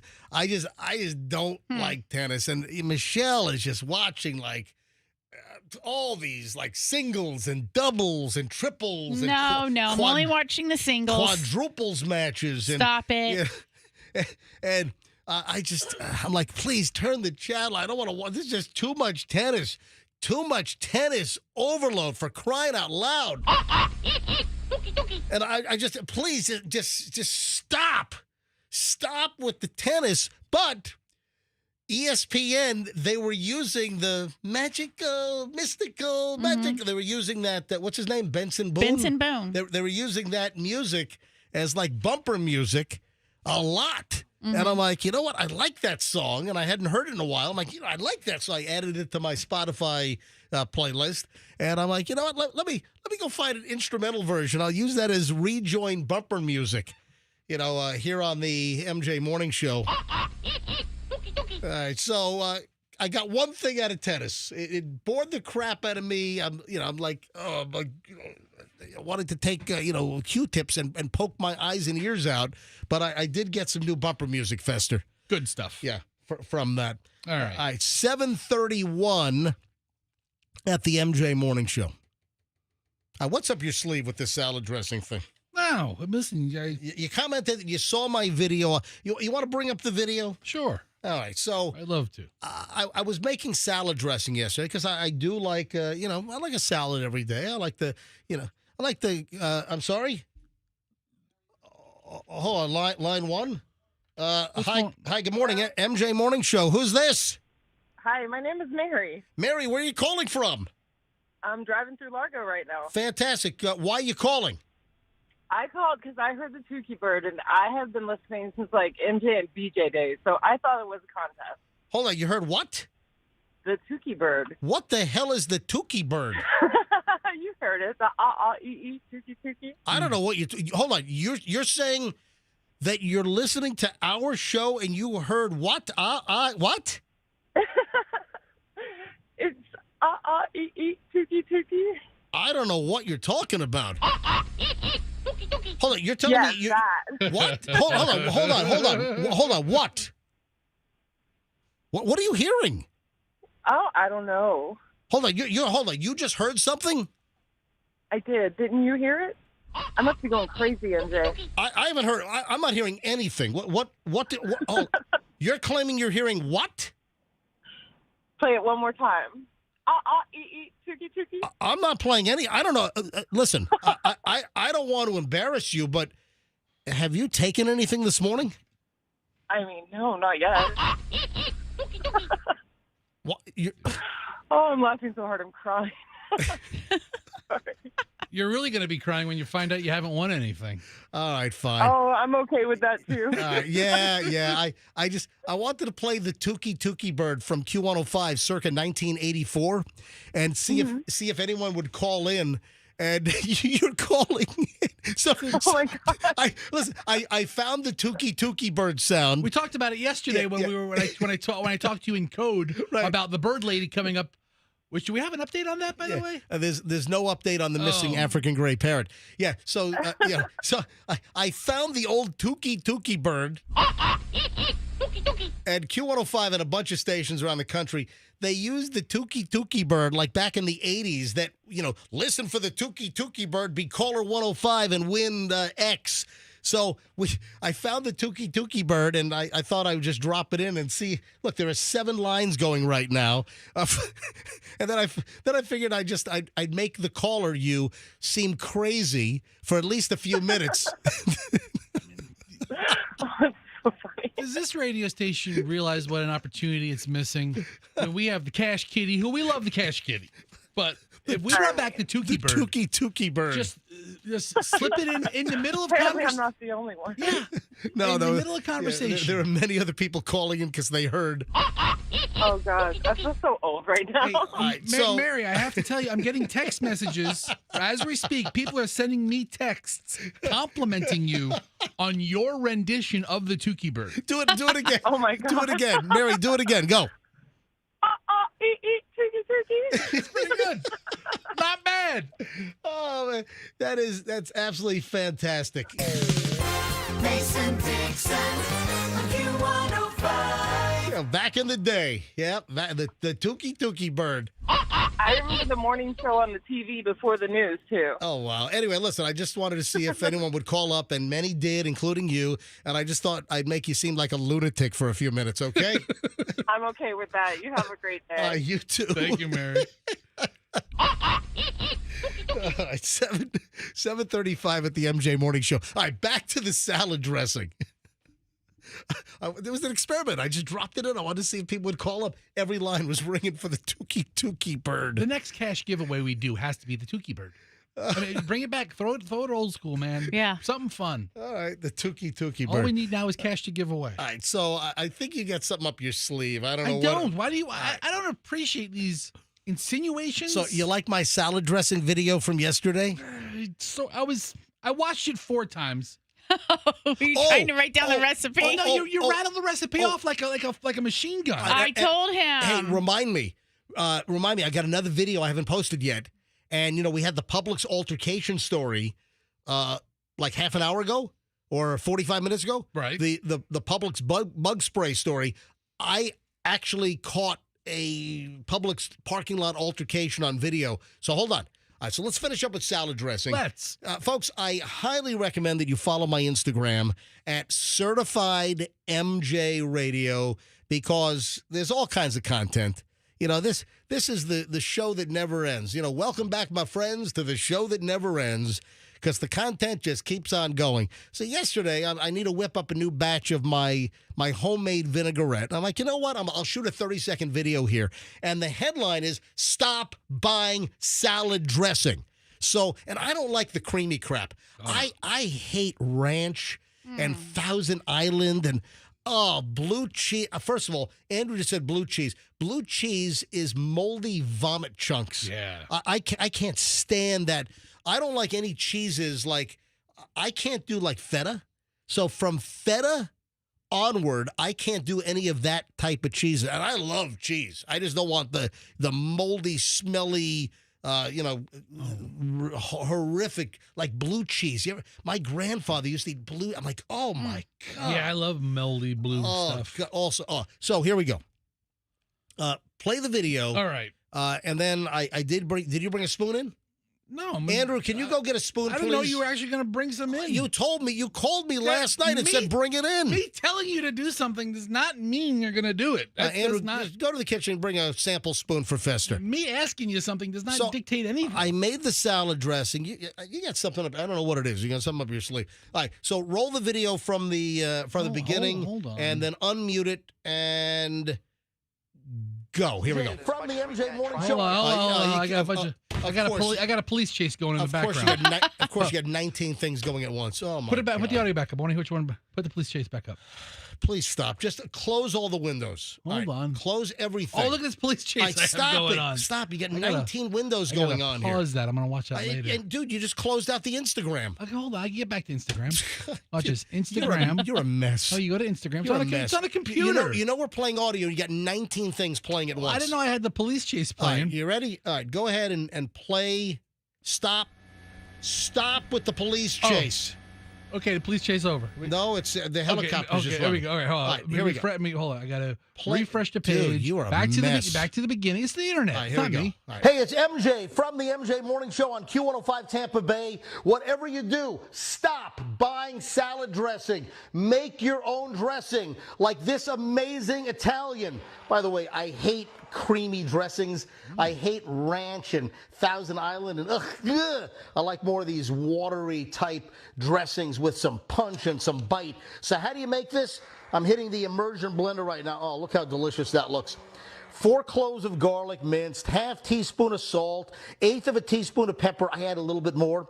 A 1/4 teaspoon of dried basil, 1/4 teaspoon of dried oregano, half teaspoon of paprika, 1/8 teaspoon of dried dill. Put some dill seed in there, a couple of pinches, half teaspoon of sugar, half teaspoon of grated Parmesan. Get a good parm. 1 teaspoon of lemon juice. All right, so then you put the vinegar and the balsamic in there and some olive oil. This is the best and worst video at the same time. All right, so what is your deal here? Well, it's the best video because it's very interesting to see this salad dressing be made. It's the worst video because you're relentlessly shouting at me and you're spewing off the ingredients like a machine gun. I did bring in, I'm holding this up to MJTV, and I brought in a jar of the salad dressing because Fester called me up last night and said, hey, I saw your video with your son Hudson. Yeah, he and I were watching it together, so, yes. Fester's son Hudson and Fester watching the video last night. Fester calls me up and said, hey, watching your salad dressing video, bring in a jar. I want to sample it. So I was watching it on mute. It didn't have volume. Right. And Hudson looks over my shoulder and he says, what is Mr. MJ making? Poop soup?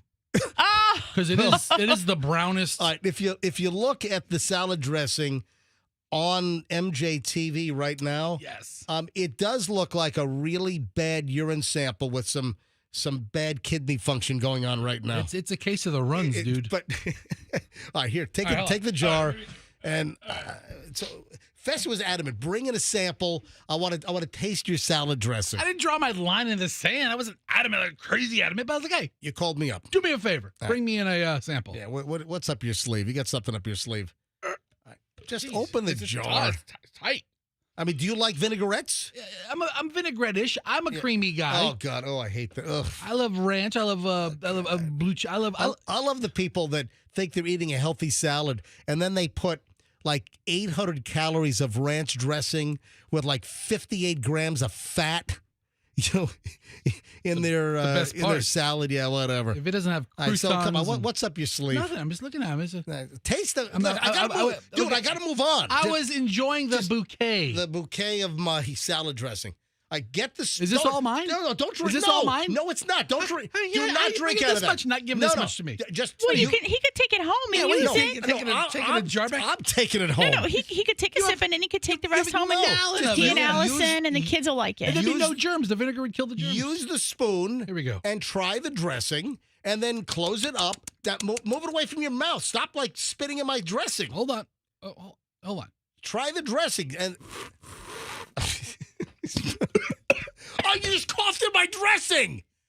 It's very. You just coughed in my dressing. It's very pungent. I can't take that home now. You can't. You just coughed in my freaking dressing. That's too much vinegar. All right. Oh my God. Are you done now? I was gonna make a joke about how much dillweed you've used. What? I was gonna call you a dillweed 100 times. Oh, that's what this is about. Dillweed. Oh, this is a really strong dressing. It is. I like a strong, pungent vinaigrette with a good bite. A good kick to it, and that's it. If you want a terrible vinaigrette recipe, folks, go to MJ's Instagram and make what he. It's fantastic. This is why restaurants get 0-star reviews. Right, so I see what the deal is. You're watching this. Let me guess. You're watching with your son, and he started laughing when I said one of the ingredients was what? Dill weed? Dill seed? Which one did you say? I got dill weed and dill seed. He goes. I got both. He's chuckling at dill weed because the dill weeds put dill weed in it. He thought dillweed was an insult. All right, so what's your plan? To call me dillweed all morning? My plan is to recover from this awful vinaigrette. Yeah. It is not an awful vinaigrette. It is. You like it very tangy, and you like the tangiest of vinegar. I'll tell you what. Whatever you put in there. I mean, it's inedible. I could put Massengill out of business with this stuff. Seriously. Now with dill. I got some MJ's Eve. Oh my God. Okay, that's just gross. I like a vinaigrette. I do. I like a vinaigrette. This is terrible. It's not. We stop it. The point of online recipe videos is to make things most people will like. That is fantastic. If you're taking paint off, it's fantastic. That is my favorite salad dressing. All right, go to my Instagram and see the recipe. If you like a good tangy vinaigrette, this is for you. Certified. If you like straight vinegar with a little bit of dill and paprika, this is for you. This is awful, man. It's not awful. Certified MJ Radio. Give me a follow. What does your breath smell like after this? Jesus. I thought it'd be good. All right, so Terrible. speaking of my Instagram, there's also the Tampa mystery solved. Man, people are loving that video. If you, I didn't give it away, and I still don't want to give it away. But go back to my feed. Okay. If you look at my Instagram feed, Certified MJ Radio, the top item, it's pinned, is Major Tampa Mystery Solved. If you haven't seen this video on the Major Tampa Mystery Solved, people love this thing. All right, I'm getting all kinds of emotions, mostly very, very positive. But there are a couple of folks that are trying to take me to the woodshed on this one. All right, so Certified MJ Radio, give it a shot. I have a package. This is a funny story. I'm going to open up a package live on the air right now. Terry from our business office. We love Terry. Terry Contento. She's one of my favorite people here. No, I take it back. She's my absolute favorite person. So Terry Contento from our business department. I'm very content with her. She calls me up yesterday. MJ, are you expecting a mailbox? A mailbox? Yeah, mailbox. Exactly. So Terry says, MJ, are you expecting a mailbox? I said, I don't know, a mailbox. Well, a mailbox has arrived for you, and it's in the mail room. And I laughed. I thought that was funny. I've got a mailbox that's arrived, and it's in the mail room. And I said, all right, Terry, do me a favor. Just, if you can, just walk the mailbox into the studio, put it right next to my printer here in the studio. And sure enough, she did. She's the best. And sure enough, we have a mailbox? Sure enough, I'm holding this up to MJ TV. Sure enough, a mailbox has arrived to MJ Q105 9721 Executive Center Drive, North, St. Pete, blah, blah, blah, blah, blah. This is from Sane Durham from Wiki Watchy. All right?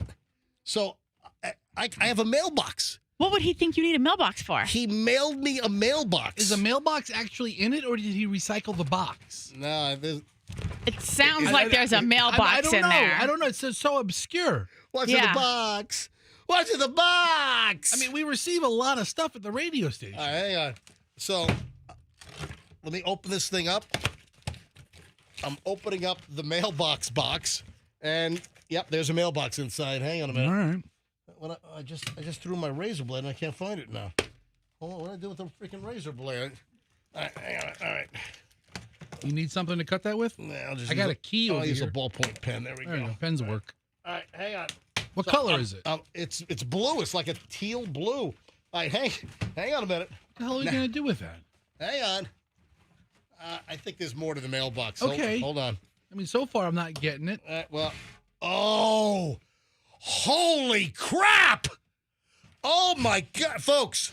I'm gonna have to post a picture of this or a video online, and I'm gonna show it to MJ TV right now. Oh my God! Describe this. Oh, I can't even describe so it. I'll tell you right now, it is it airbrushed or is it painted? It's airbrushed. It is all three of our faces where MJ looks amazingly accurate and awful. I look hideous, and Michelle looks beautiful. We're airbrushed on the side of this mailbox. It's a standard mailbox, and it's what does it say on top? Holy crap! It says MJ Morning Show 104.7 FM, and it's like an airbrush picture of me, Michelle, and Fester. Look at that! That's Holy amazing. Crap! What's it say on the other side? And then there's an American flag. Because America. That's right. American flag on the other side of this thing. Holy crap! And then a sane design. Sane, that is awesome. Yeah, it's ASANE design.com. So he must have painted the whole box, right? The box or the whole mailbox. God, you can get your mail, but I guess whatever you want, this guy will put on your mailbox and airbrush it to perfection. Holy, is this unbelievable? All right, I can't say enough about how nice this is. Yeah, what are we going to do with that? Well, we don't have a mailbox at the house. Well, I wouldn't put that out there anyway. Also, I don't want people to know, you know. No, I don't want it to get ruined. Yeah. I'd hit, if you put that in front of your house, I'd hit it with a sledgehammer. Bester, that's so mean. It's terrible. You're terrible. Saying thank you very much. This is awesome. Yeah.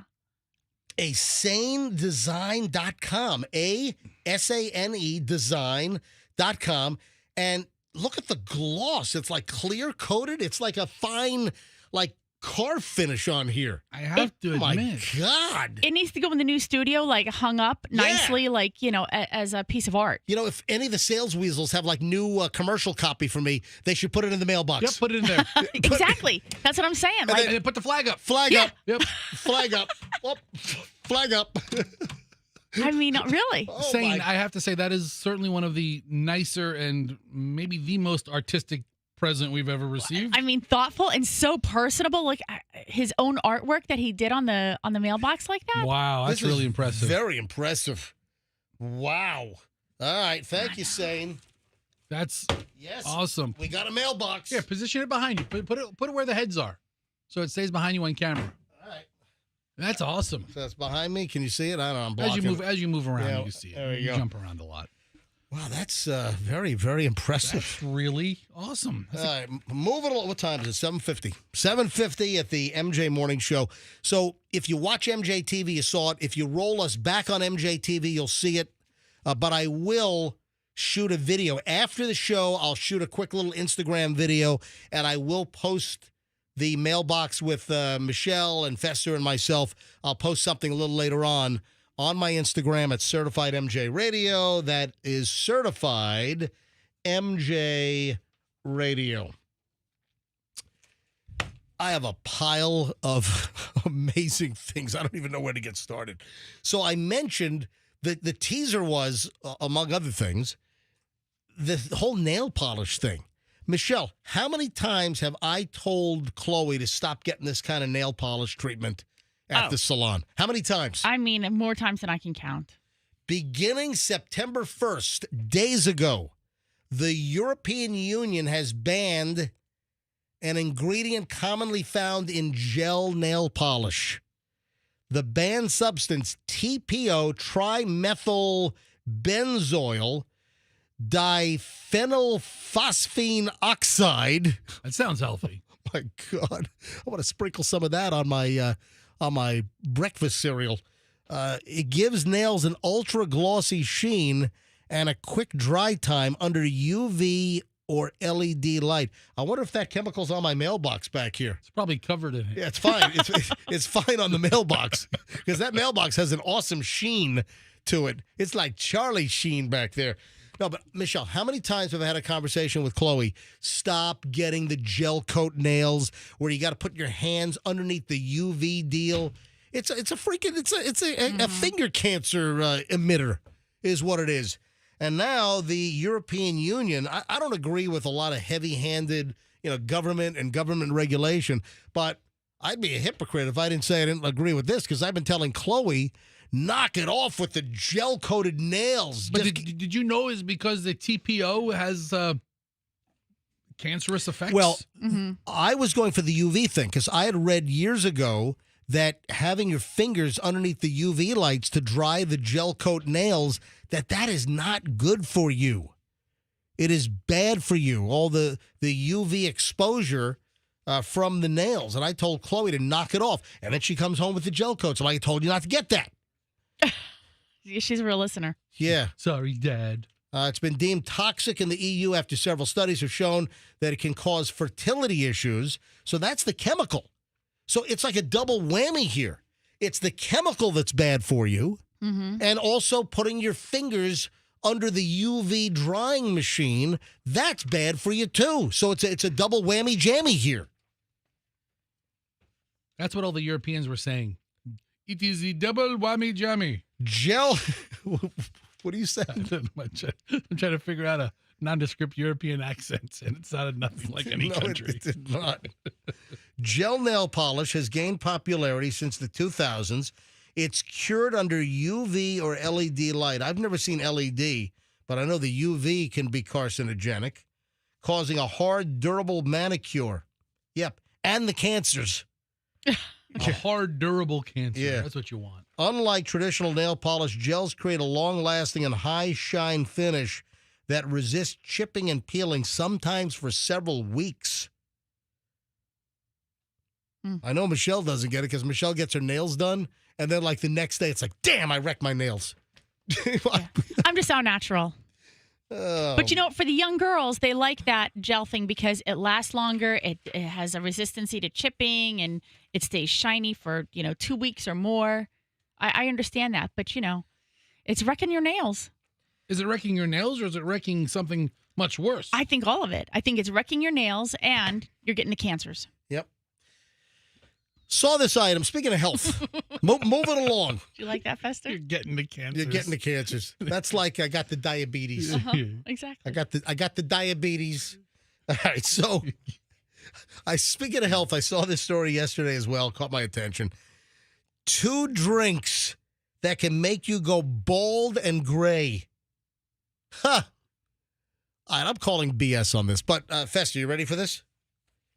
New scientific research, a sweeping new scientific review. Is it alcohol drinks? Oh, hang on. Or is it like root beer?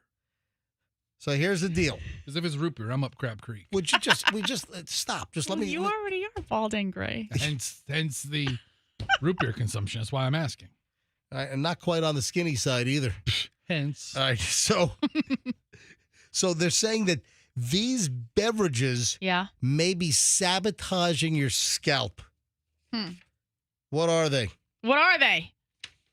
More than 80% of men, nearly half of women in the U.S. will experience significant hair loss during their lifetime, according to NYU Langone Health. Hair loss can be triggered by many factors, according to the Post, including genetics, hormones, and certain medical treatments. Severe nutrient deficiencies are also common, blah, blah, blah. To get a clearer picture, researchers analyzed 17 nutrition studies involving more than 61,000 people. All right? Aged 7 to 70. Let's talk about all the bald 7-year-olds out there. Most women. What they found might surprise you. Excessive amounts of sugary drinks like soda. Root beer. Yep, there's your root beer. Yep. Linked to higher risk of hair loss. So why? Sugar-loaded drinks and snacks boost the production of sebum, S-E-B-U-M. Oh, sebum, yes. A natural oily substance on your scalp. Normally it protects and moisturizes, but too much can clog your pores and create a breeding ground for bacteria. And then the second is alcohol. Alcohol did not fare much better. 2 studies. All right, listen, I'm stopping here, and I'm calling BS on this. Are you? The bulk of your hair loss is freaking genetic. What is the old story? Look at your mother's father, and that's where you're going to end up. I don't know if I buy that. Look at your mother. I'll tell you right now that my mother's father, my mom, my grandfather, her father, Fred, and Fred was bald, right? My brother is, well, he shaves because he's like totally receded. I've had a receding hairline for many years. And, if I tilt my head down, I don't have like a lot of male pattern baldness. I don't have like the typical, but if you look at the top of my head, I don't have you as have long much curly hair that kind of covers that up. Yes, some of it covers it up. But my brother got the worst end of the stick on the mother's father, and that's where you're supposed to look. Mm-hmm. Now, if like Al, my dad's dad, he had a freaking full head of hair. Yeah. I mean, to the end. You really have your dad's hair. But yeah, I do. I have my dad's hair, but the pattern is grandpa's. The pattern is more of no, my. But that's what I'm saying. You yeah. didn't get those genes. What about you, Fester? Your mom's father. Yeah, your mom's father. He was a small Italian guy who had a big, thick head of hair. Really? Are you serious? Yeah. Oh, well, shove that. That's why I said. Shove that crap out the window. window. Know. And then you only have sisters. Yeah. So they're they fine. both have big old heads of hair. They got his hair. Okay. Oh, I've got a terrible, terrible, terrible wedding crasher story. Oh, this is bad. A wedding crasher stole $100,000 in gifts from a newlyweds reception out in California. The bride broke down in tears. I mean, this is devious. This is awful. This is from KTLA, which is one of the big news channels out in Los Angeles, out in the Southland. A wedding crasher stole up to $100,000 in wedding gifts. And the couple's reception, the celebration after the wedding, came to a screeching, freaking halt. The bride, like on her knees in her wedding dress, in tears. The thief was actually caught on surveillance video taking a box of envelopes full of cash and checks from the reception at the Renaissance Banquet in Glendale, California, just after midnight on Saturday. Dude, I'm surprised you don't hear about this more often. Do you know how devious this is? I mean, it's terrible. You know, people that go to like wedding or reception halls, Yeah. you know, knowing that there's going to be, receptions, weddings, all year long. And you have people that go to these events. And in this particular case, clearly someone knew there was a big wedding or knew there was something going on. Oh, let me stroll on in. And then they went to the gift table and ripped off the box of all the envelopes. Now, obviously, the people that paid with check, those checks can be stopped. Right. And, I'm sure that the crook also throws the checks away. Yeah, we don't want the checks. They're going for the cash. So, when you think of like the wedding scene in Goodfellas. Right. All the... Remember the cards where it showed the money through the portrait?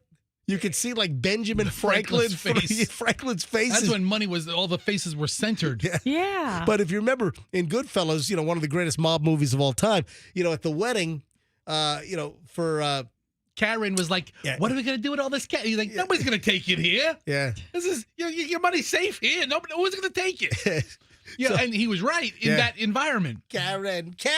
But MJ, listen, I haven't been to a wedding in a while. Oh, me either. Thank God. Thank God, right. Oh, God, I hate weddings. With the exception of possibly one of my kids, I don't ever want to go to a wedding again. That's the only, I'm telling you right now, the only wedding that I will go to in the future, from here on out, I should say. No, from here on. From here on. Let's make that a thing now. From here on. From here on. From here on. I'm just making a definitive statement on Wednesday, September 3rd, 2025, right here, right now, from here on. I'm going to no wedding other than Chloe's and Julian's, and that is it. And only their first wedding. Oh, yeah, I'm not going to seconds. Oh, we were recently invited to like a friend's third wedding. Oh, what? And I'm like, the hell with that. I'm like, we ain't going. You didn't go? No, we're not going. Did you give a gift? No. I want my first 2 gifts back. Hey, Michelle. Oh, my gosh. Which of my cousins was engaged like 3 times? Oh. And finally, I said, no more engagement gifts for you.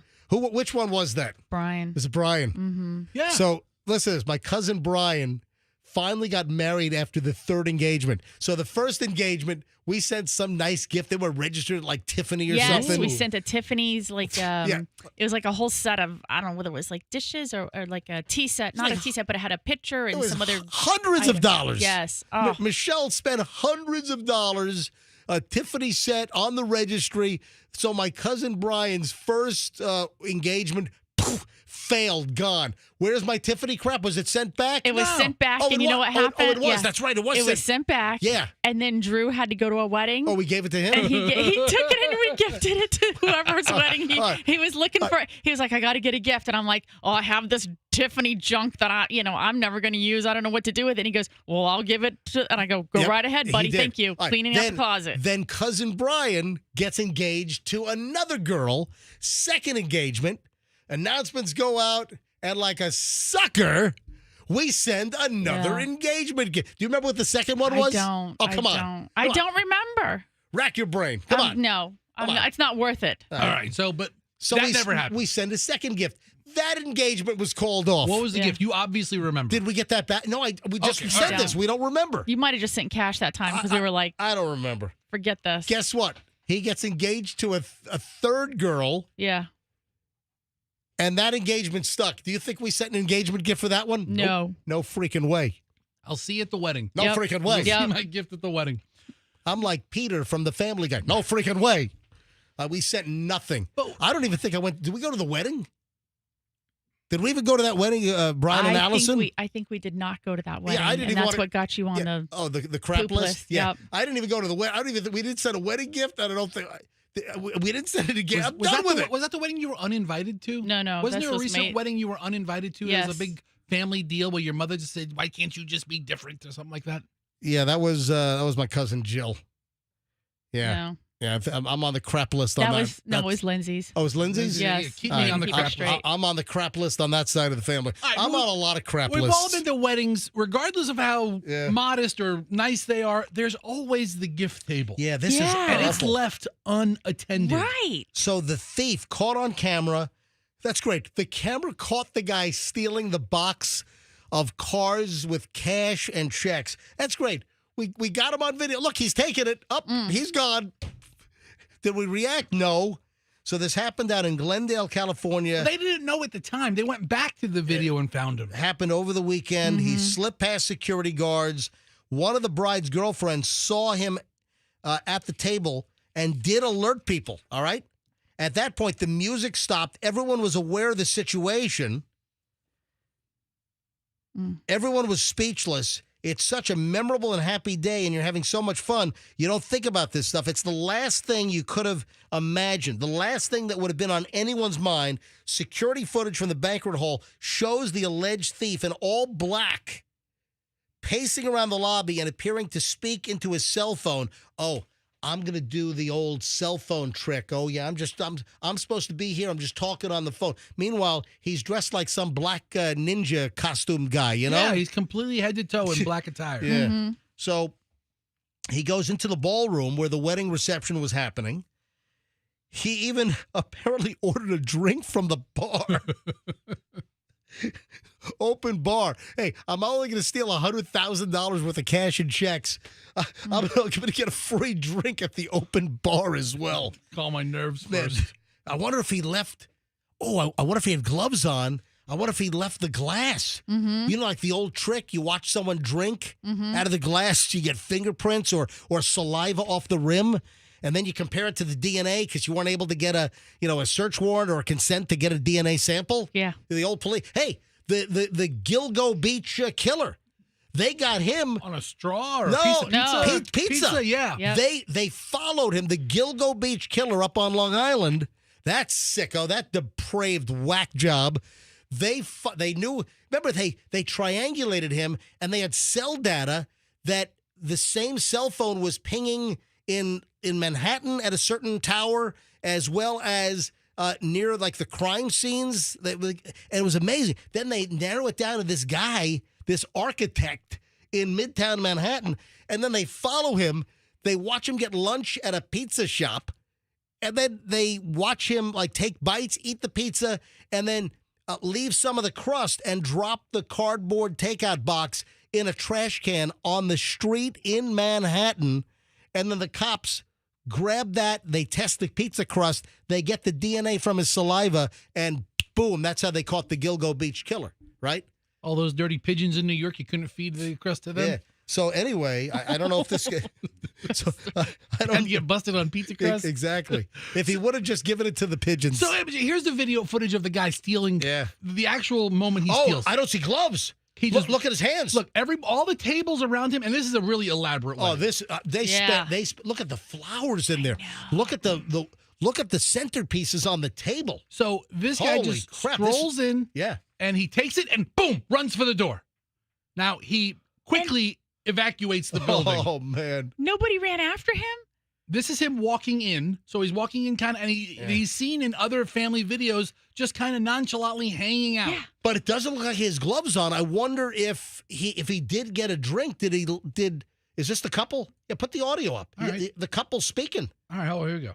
It's terrible. robbery and go back to the beginning. All right, hold on. This is a brazen wedding crasher theft that's unbelievable. I hit play, dude. celebration to heartbreak. George and Nadine Farahat were surrounded by family and friends, dancing the night away at their wedding reception at Renaissance Banquet in Glendale on Saturday. And a mysterious man in black was also there. And when the time was right, the newlyweds say he snatched a box full of tens of thousands of dollars in wedding gifts and cards. The robbery and the getaway caught on camera. Yep, look at this.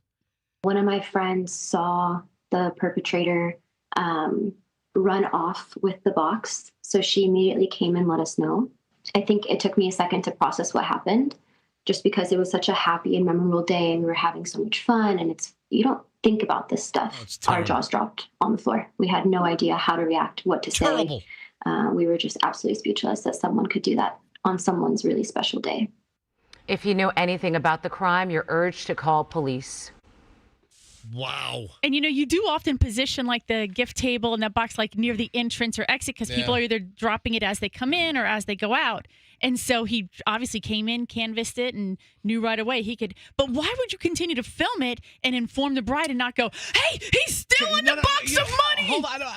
I think the film was after the fact. But there's several. No, so I guess somebody saw him grab saw it in So real time. You have hundreds of people. Why didn't like a bunch of guys run after this guy and tackle him in the parking lot and smash his face into the pavement? We're getting to the point where you're going to need an armed security guard to stand next to the gift box. Yeah. Oh.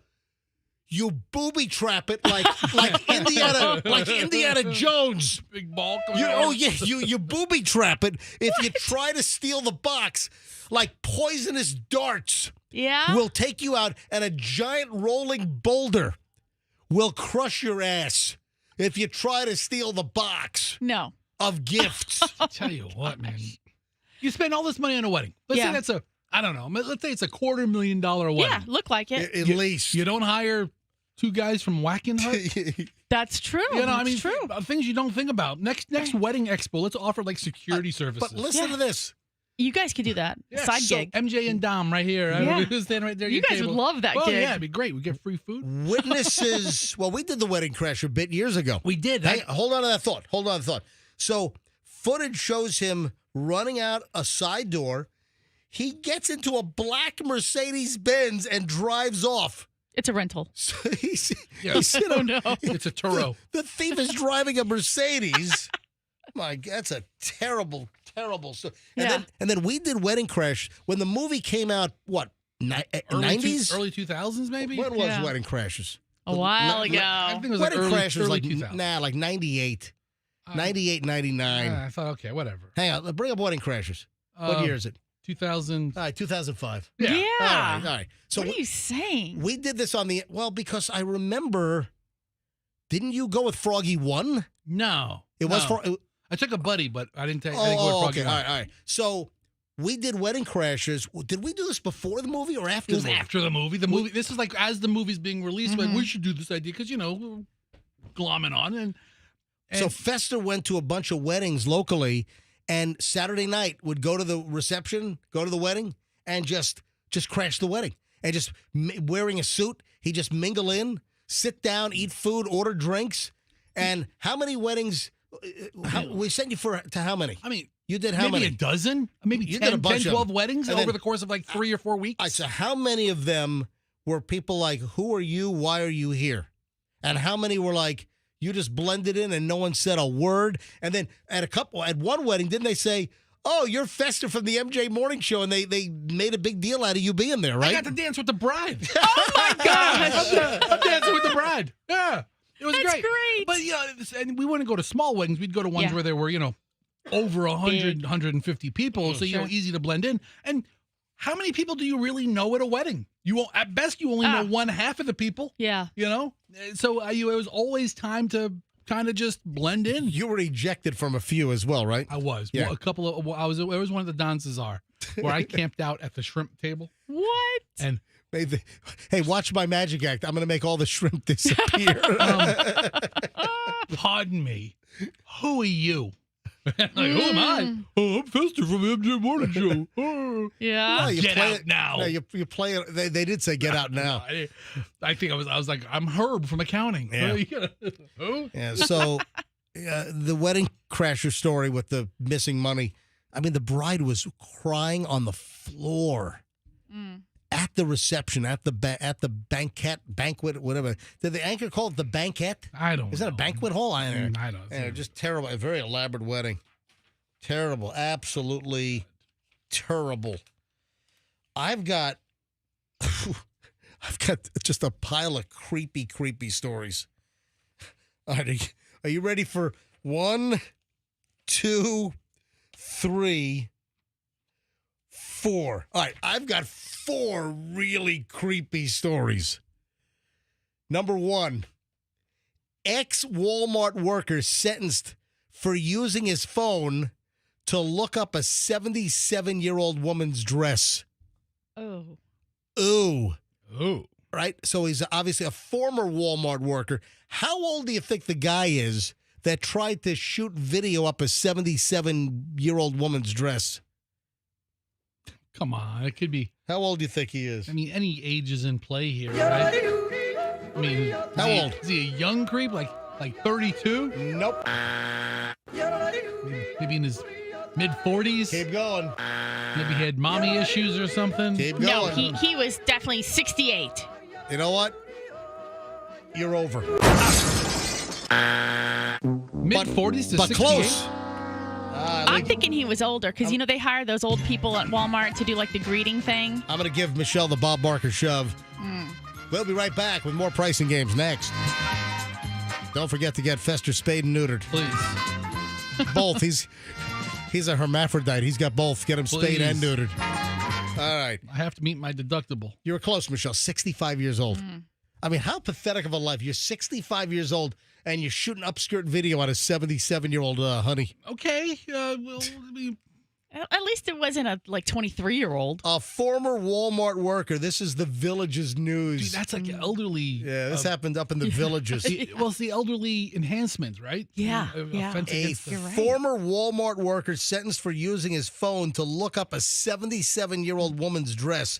Juan Carlos Noah, 65, placed on 1 year of probation, ordered to perform 40 hours of community service after pleading no contest this week in Sumter County Court to a charge of voyeurism. Incident happened back in 2023. I think I remember we did the story originally, when then 77-year-old resident of the village of Hemingway went to the Walmart at Sarasota Plaza, according to the arrest report from the sheriff's office. She was at the store early on the morning of July 21st, 2023, looking at food in the grocery area when she noticed in the corner of her eye that a man was bending down behind her back and holding a camera under her dress. Dude, how conspicuous were you? The man, who was wearing a blue Walmart vest, got up, covered his nameplate, and then walked away. Apparently shaken by the incident, the villager left the store. However, she returned the following day to report the invasive behavior to Walmart management. Managers indicated that they would conduct their own investigation using video surveillance. The woman contacted Walmart management a few weeks later to follow up and indicated that they had identified the employee who had resigned. A Walmart manager told the woman the former employee's name could not be released to her. She then contacted the sheriff's office. They began the investigation. And guess who Walmart could release the name of the former employee to? Of course, the sheriff's office. Anyway, detective worked with Walmart. Suspect identified as this Noah guy, and a warrant was issued for his arrest. And now he's been sentenced. How long Is that enough? 1 year probation, 40 hours community service? You know what? Man, I'm really turned on by granny panties. Let me get a shot right up. Did Granny testify at the trial? Oh. I'd like to throw the book at him. Are you ready for creepy story number 2? Fester. I'm just amazed a 65-year-old got up off the ground so quick. Creepy story number 2. Yes. Another Florida story. Does it involve the elderly? No. Oh, okay. A man here in Florida has run over the foot of a foot model. Florida man runs over a foot model with his car on their first date after she refused to let him smell her feet. Oh, my God. Okay, that's just so many. I told you. Gross. Yeah. I told you, creepy. What's gross? Creepy bo peepee. If you're a foot model, I want to check those things out. Do you want to smell them, Fester, or just look at them? If you're a model. In a pretty shoe. Guess what? We're getting close to. Ba-da-ba-ba-da-da-da-da-da-da-da-da.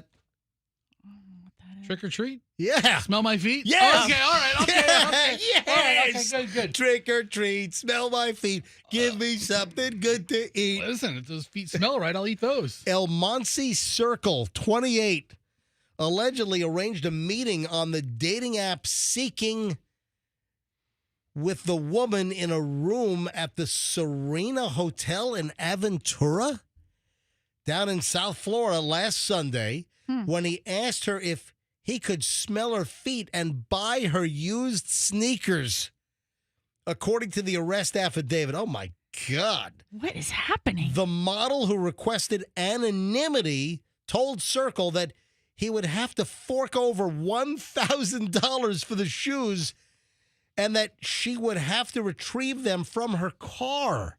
So she was about to be complicit. If the price is right, that's right. If the price is right. So the model was like, hey, you want to smell my feet? You want to have my sweaty shoes? Come on down. You got $1,000. You can have my sweaty sneakers if the price is right. Oh, boy. Couldn't negotiate that down a little bit? Yeah. Yeah. Couldn't I mean, did he buy her dinner already? Was there no room for bartering or something? Yeah. So all right, this website Seeking, by the way. Yeah, what's that? It's like Is that a fetish creepo website? It's like a hookup site, but it's like touting itself as being kind of highbrow, and we empower our community for success-minded individuals to embrace their desires. Yeah, like sniffing people's feet? Yeah. Yeah, there you go. Okay. Foster meaningful relationships involving feet and other extremities. You want to collect the lint from my belly button and put it in a jar? Yeah, go to Seeking. Seeking.com. I never heard of this site. Yeah, Fester's on it right now. I just opened up an account for MJ. What's he seeking? Sounds like a bunch of creeps are seeking out women's feet and stuff. You opened up an account in my name? Yeah, every account I open up online, I open up either in your name or Tommy Chuck's name.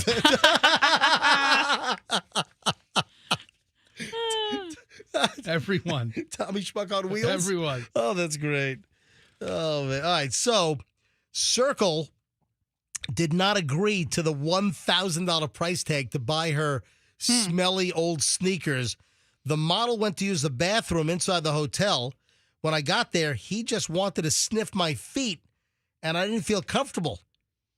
She gave an interview to Local 10 WPLG News in Miami. I mean, you can have my sneakers all you want. They're just stinky old sneakers, but people like weird things. While in the restroom, the model heard Circle run out of the room and thought he had stolen something from her, according to the police report. She ran to the parking lot where she allegedly saw Circle driving a red Mercedes SUV. He passed her, then did a three-point turn and ran her over with the SUV.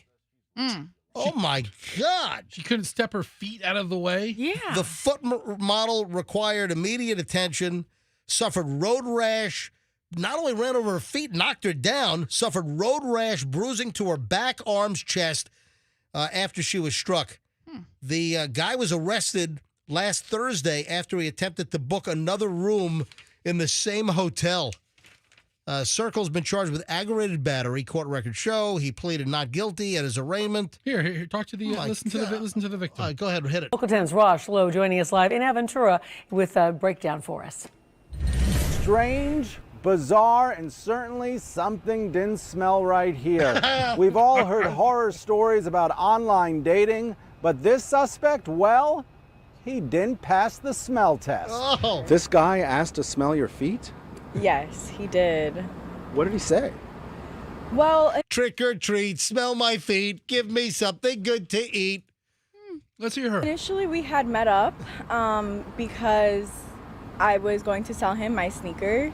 She knew something didn't smell right when she met this guy, Almansi Sersel, at an Aventura hotel. When I got there, he just wanted to sniff my feet, and I didn't feel comfortable with that. I have to stop you there. What do you say when someone says, I want to sniff your feet? No.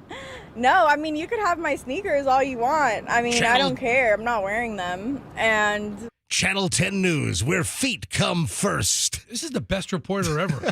I have to stop you there.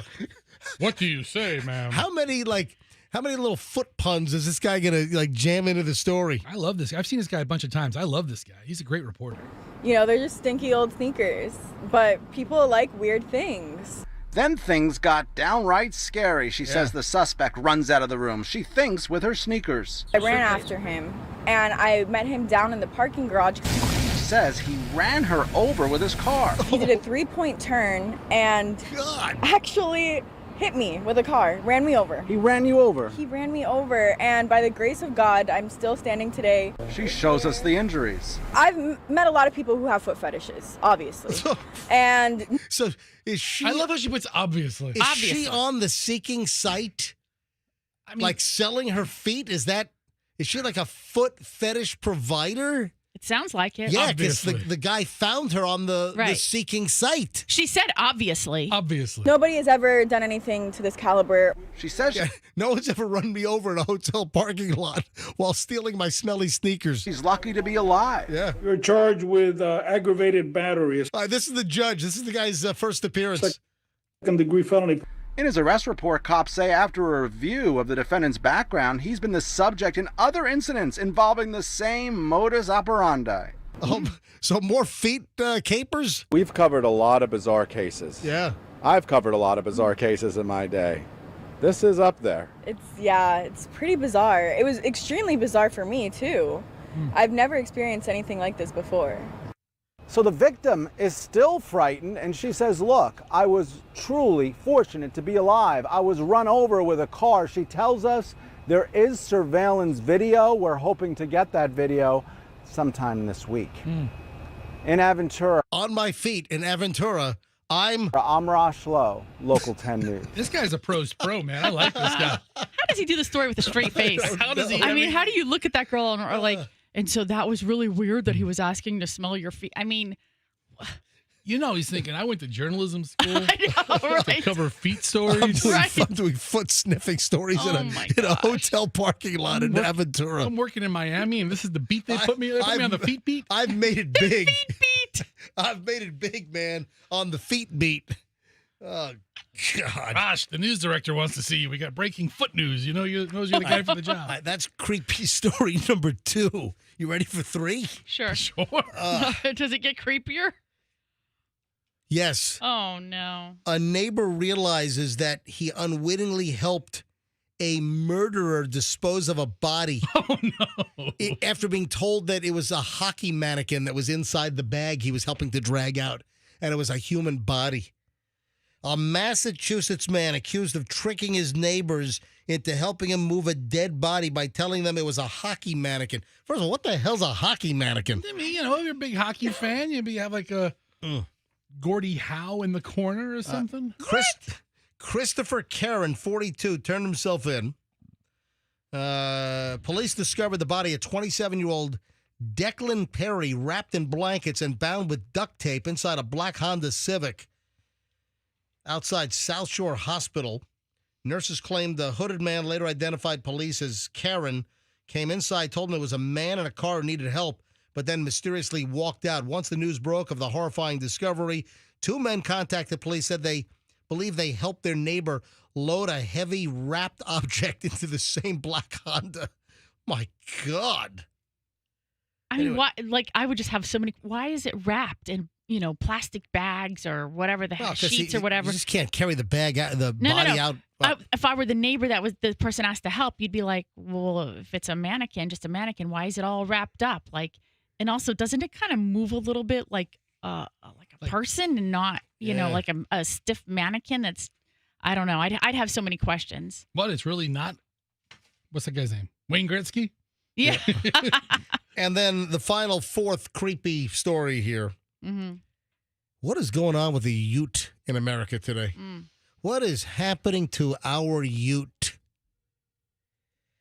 13-year-old boy charged up in Kentucky. Why? An elderly woman was filmed getting groped on her front porch by a 13-year-old. All right. This is amazing. Shocking video footage shows this young little creep approaching Jan Fletcher, 78, outside of her Louisville home while claiming to be innocently seeking directions. He then walks behind Fletcher, pretends to dust something off her back before groping her buttocks. What? Is this like a TikTok challenge? Oh, I hope not. Is there like some grope fest challenge? That's where you have just- to grope an octogenarian or something? Stop. Well, Don't put that out there. This is awful. Is this the big TikTok grandma grope? I hope not. Where you walk up to an old lady and try to goose her? That's terrible. Okay, Fester. That Don't is give it awful. a name. Yeah, Once don't- it's got a little clever, catchy name, Yeah, now what- it's out there. I mean, it's not my fault. Grandma grope is just so perfect. What's the matter with you? Yeah, I know. Don't do it, kids. Or grandma grab ass. Oh, mine's even better. Grandma grab ass. You guys are Or terrible. granny grab ass. Granny grab ass. It's nonstop. It's terrible. How have we not thought of this earlier? Don't do it. Because you're not a deviant. terrible. It's not going to occur to you until somebody suggests it. This is absolutely awful. 13-year-old boy not identified because of his age. Oh, BS.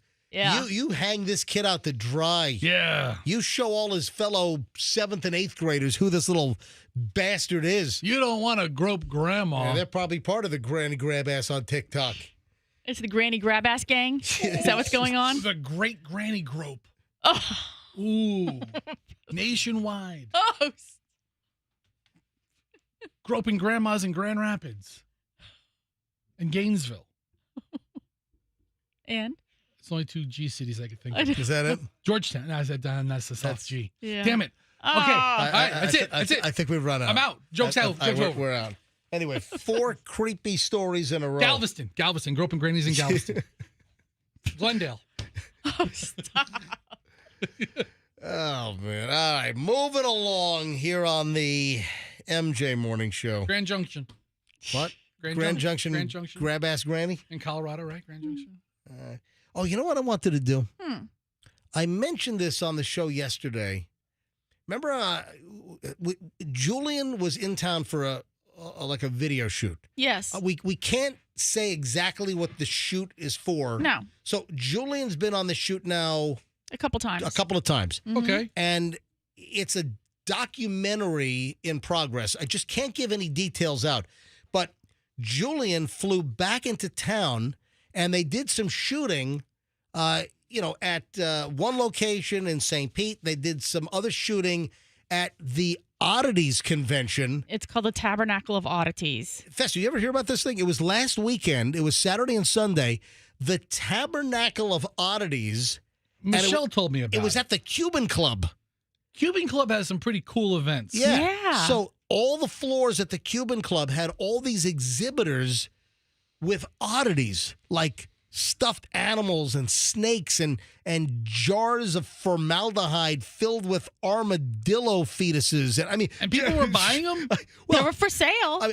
All kinds, and tattoos. Like you and, saw people walking back to their car with a jar of armadillo fetuses? There was this one artist, and I talked to him, really nice guy. There was this one artist from Orlando. Yeah. And this guy made these horrific looking, like, skulls that look so real. They look like a skull that would have popped up out of the ground in Poltergeist. You know, during the storm with the whole pool dig and everything. Okay. This guy. You want one for your shelf. You do? MJ wants one? I want one for myself and my shelf. I'm saying you do, Fester. So I don't. This guy had like decaying skull with like strands of hair still stuck to the skull, like it'd been buried for like 20 years in some hair. The art and the meticulous detail and the teeth, it was just really amazing. And I said to the guy, "Oh my God, how long did it take you to make this skull?" I'm waiting for him to say like 6 days. I did that in about an hour. I'm like, what? He said, yeah, I got to figure it out. And so it was what is it called? The Tabernacle of Oddities. It was last week. Right. It's not like it's coming up again. So Julian was there. Yeah. Because, again, I can't say exactly why, but it's part of this documentary. What is it, on armadillo fetuses? And listen, can I say Maybe. the guy that's shooting the documentary that Julian is hooked up with, can I say one of his other projects? No. That it was I can't say that it was a Netflix documentary? I can't say you can't give any tips. Can I say what documentary that he? No, it's this guy's a well-known guy. This guy had a thing on Netflix, a whole documentary. You want me to say? I don't think you Okay, should. that's fine. We can say it all soon enough. As soon as this thing comes out, Yeah. and Julian was running B-Cam because, this guy shoots on a Komodo Red camera. Yep. Julian has his own Komodo Red camera. So Julian was running B-Cam. So Julian maybe should get a credit in this thing. Maybe. I would imagine. He should get a credit. Right. So here's the deal. So Michelle and I went down there. We checked out the Tabernacle of Oddities. And Michelle asked if I wanted to get a pee-pee piercing. And I said no. What are those called? Like Prince Roberts? I don't know. What? Prince Alberts? I don't know. Why would they be called that? Seriously, Michelle, we're in the Cuban Club. We're inside the Tabernacle of Oddities, and they're doing piercings and tattoos. I mean, yes, you could get it all done. Prince Alberts. And Michelle says, "Hey, you want to get your pierced?" I'm like, "No." Why not? Do you? It's a perfect place to do it, right? Yeah, I mean, just lay down on a table over there. There you go. But interestingly, so Julian had to rent a car because we're still Chloe's gone with her car up north now at law school, and we needed our car. We're still this is amazing. Michelle and I are still operating on one vehicle. Yeah, it's fine for me. I mean, the time we spent up in New York, one vehicle. When we came back during COVID, just before the relaunch of the MJ Morning Show in 2020, we only had one car. And guess what? 5 years later, we still have maintained just one freaking car. And for the most part, we're fine, right? Yeah. If we need another car, we rent one, from Hertz or whatever at the airport. Yeah, because it's a short span of time. Yeah. All right. Otherwise, it'd be collecting dust. So Julian had to rent a car. And I just thought this was cool because it's a new sponsor on the show. Julian rents a car from Hertz. And he ends up with a Genesis. He used my platinum account, so he got a nice upgrade. So Julian gets a Genesis G70. The SUV? No, that's the sedan. The SUV is the GV. Okay. Right. Okay. All right. And Julian ends up with this Genesis, and I'm like, oh, hey, man. I'm doing commercials now for Genesis of Tampa. They just opened. Genesis now is in Tampa, so you have another option for Genesis, sales and purchasing and leasing and service. And it's right near Fester's house. It's right at 275 in Bierce. Yeah, pick up a new car and come visit. So 275 in Bierce is where the new Genesis is. And I thought, and Julian loved the car. Michelle, how many times did he say how much you love that car? Oh, he was like, I rode with him, and he was just telling me how much he loved it. Yeah, hang on a second. Let me get... hold on. Julian is listening right now. Hold on a minute. 813. Let me call Julian. And then I was thinking about conference calling Michael Murphy in. Just a quickie here. And I just want to check in. Hey, listen, it's our newest client, our newest sponsor here on the show. Hey, Julian. Good morning. Hey, hang on, I actually just texted you guys that I love the car. I know. Hold on a second. Let me see if I don't even know if he'll pick up. Unless you want Mike Murphy to put Julian together on a 2025. I don't think he needs it yet. He doesn't need it in the city. Let me take 1 minute here. Hang on. We're sorry. You must first dial a 1. So I hate that. Mike's going to try to close them on Yeah. a new one. Come on, man. I got to dial a 1. I mean, you never know whether you have to dial. And then if I dial a 1, then it says you don't need to dial a 1. It's like, sometimes I can't win with this thing. Good morning. Michael Murphy. How are you? Dude, hey, I want to take a minute here. First of all, I want to thank you again for being the most recent new sponsor here on the MJ Morning Show. I highly appreciate it with Genesis of Tampa. It's been a great deal for me. You got a great listener fan base. Hey, how are things going so far? I mean, this is a brand new dealership. You just opened up on August 1. I am proud to say we finished first in our district. We sold 46 brand new Genesis to friends and family here in the Tampa Bay area, and I'm looking to have a better September. Holy crap, that is an enormous number. Wow. Yeah, we all didn't see that coming. I mean, for a brand new store, that is incredible. Anyway, Michael, I don't mean to ambush you here, but Julian, my son, is on the phone, and he got a G70 from Hertz at the airport for the weekend. Julian, tell Michael what you said about this car. Genuinely, I would buy one if I need to ever buy a car. It was so much fun. What do you like about it? Honestly, it was really smooth to drive. Putting that thing in sport mode was really fun. I didn't get pulled over, but I did like 135 over the Howard Franklin. No, he didn't. I'm kidding. Yeah, that's super it was speeder now. Really good. Anyway, I thought it would be cool to just mention it and give you a little shout out. Brand new sponsor. I had no idea you were off to that great of a rockin' start. That's fantastic. It just shows what great products we have, and Tampa Bay, the entire Tampa Bay community has been waiting a long time for a Genesis only dealership, and now they have one. So, awfully excited to serve the community. All right, fantastic. Anything else, Michael, before you roll? No, just our pre-grand opening all month long. Grand opening is October 3rd and 4th. We'd love to invite everybody out. We're going to give away hundreds of gallons of gas, a couple $1,000s in gifts and prizes, and have some local celebrities and some local athletes there for pictures and just to hang out with the kids. But, man, it's great listening to you. It's great talking to you guys. And, Julian, congratulations on renting, I think, one of the best luxury vehicles on the market. Awesome. Hey, thanks, man. I would agree. All right, Julian, I'll talk to you later. Thanks, Michael. All righty, good to see you. All right, bye-bye.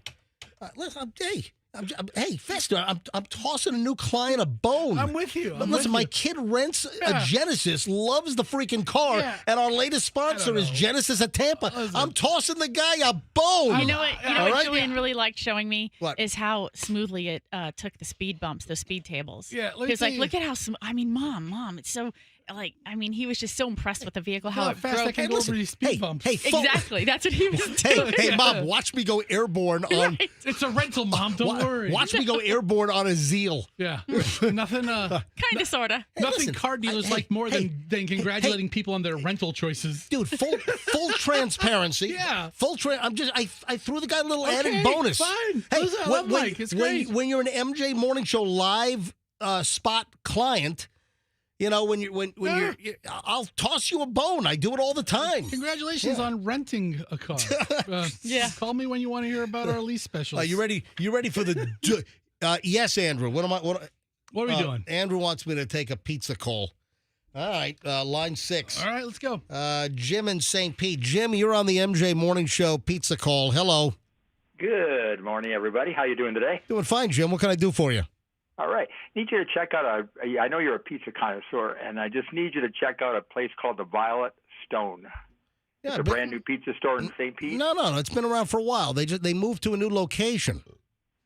Fester, why are you burping in the mic? Dude, I'm still getting over this. I didn't hear him. It was really low. Fester's burped in the mic. Jim, it was really low. But MJ brought in his vinaigrette, and it is so pungent. I'm still tasting it. Anyway, hey, Jim, the awful. Jim, the Violet Stone. Hey, Andrew, you put Violent Stone up on the board here. Violent Stone. It's not the Violent Stone. It's the Violet. Like you're turning violet. Violet. Yeah, it's the Violet Stone. Jim, I've been to the old location numerous times, and they make a phenomenal pizza, and their steaks are amazing. They make. I call it a steak because that's the Philly way. But it's Philly sandwich, yep. yeah. You don't call it in Philly. You don't call it a Philly cheesesteak. But you're not in Philly. Yeah, we're not in You don't Philly. you don't Call it call a it cheesesteak. But a cheesesteak is called a steak. When you say their steaks are fantastic, I think they serve porterhouse and cheesesteaks. So Jim, you realize that the Violet Stone's been around for years. They just moved to a new location. Yeah, I did not know that. They're really good. The chorizo and the hot honey, man. Oh, Yeah, no, wow. I'm a fan. I like the Violet Stone. I've been in there. They have no idea who I am. I'm just a Joe Schmo customer who likes the pizza. And, they do their pizzas well done. I've never had one like burnt to a crisp. I like char. So I'm a char fan. I love a coal-fired oven. So listen, I think the flavor profile from Violet Stone is very, very strong. And listen, anyone that listens to the show knows I'm a pizza nut. I've been to the Fester. Are you groaning over there? I was just saying, oh yeah. Hey, Jim, what was the last car you rented? Shut up, Fester. I never rented a car. I have a lot of show cars, and I do Corvettes and Vipers and stuff like that. All right. No, you're a Viper guy. All right. Jim, That's a windshield Viper. Jim, thanks for calling in. Thank you, buddy. You have a good one. Yeah. Aware of the Violet Stone, they moved from a small little tiny spot to a new location, I think on like 9th or MLK or they just moved to a little, but I recommend it. Listen, I think Pinellas County, for me, Pinellas County is the best for pizza. Pinellas County is better for me than Hillsborough County when it comes to pizza. So you got the Pizza Box on Central Avenue, which is fantastic. Great wood-fired pizza box, all right? Then you have the Violet Stone. Then you have our buddy Sardo's in Largo. Really good job. And then we have Nona Slice House up in Safety Harbor. And Nona's phenomenal as well. So, you got a Colony Grill in downtown St. Pete. Love the Colony Grill, Stanford thin crust pizza. There's also a Colony Grill at Midtown at 275 in Dale Mabry. We go there mostly, when we want Colony. Oh, that's a point for Hillsborough. Okay, Yeah. okay, wow. 1. 1 to like 10. You ready for the story of the day? Taylor Swift and Travis Kelce will definitely get a prenup. Oh, do you think so? Oh, duh. Says who? Says somebody who knows nothing about their relationship. Says a celebrity attorney, dude. Okay, great. He doesn't know. Every person who's had anything to say about this relationship in the last 2 weeks doesn't even know these people. They're all talking out of their ass as much as we are. Dude, I said this a couple of weeks. When did they get engaged? When did we have the story of the engagement? I think it was last week. Was it last week? Last week. I said this last week, whatever. The minute the story broke and we covered, was it last Tuesday the story broke? Was that it? I think it broke on Monday after your show. So, right. yeah. So, I mean, immediately I'm like, we said this on the air. There's absolutely, but we were speculating. We said that Taylor Swift's worth like $1 billion now. She's like a billionaire.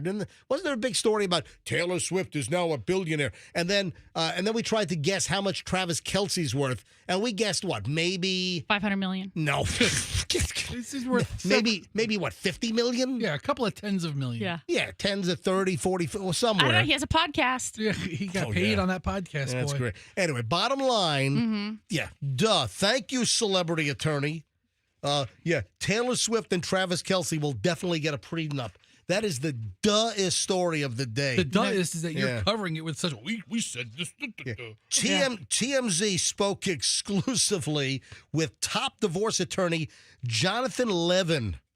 Meanwhile, I got to hold this guy's picture up to the camera. Do you want a divorce attorney that looks like Dee Snider from Twisted Sister? Actually, I would. Maybe that's the best kind. Yeah, I would only want a divorce attorney that looks like Dee Snider. Back in the glory days. Look at it. This guy, I'm telling you, this guy's got Dee Snider, Twisted Sister, 1985 hair going on. Just busting out, we're not going to take it. That's awesome. Hey, when he put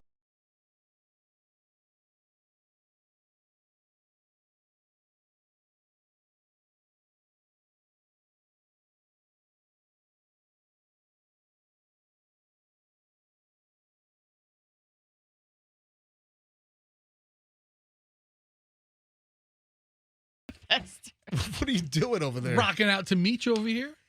Dude, you're going to stroke out. Probably. Whatevs. Here for a good time, not a long time. The duh story of the day. What do you do if your daughter speaks out against you? You're one of the richest guys on the planet, and now she says she's broke. She's virtually homeless. With those clues, do you know who I'm talking about?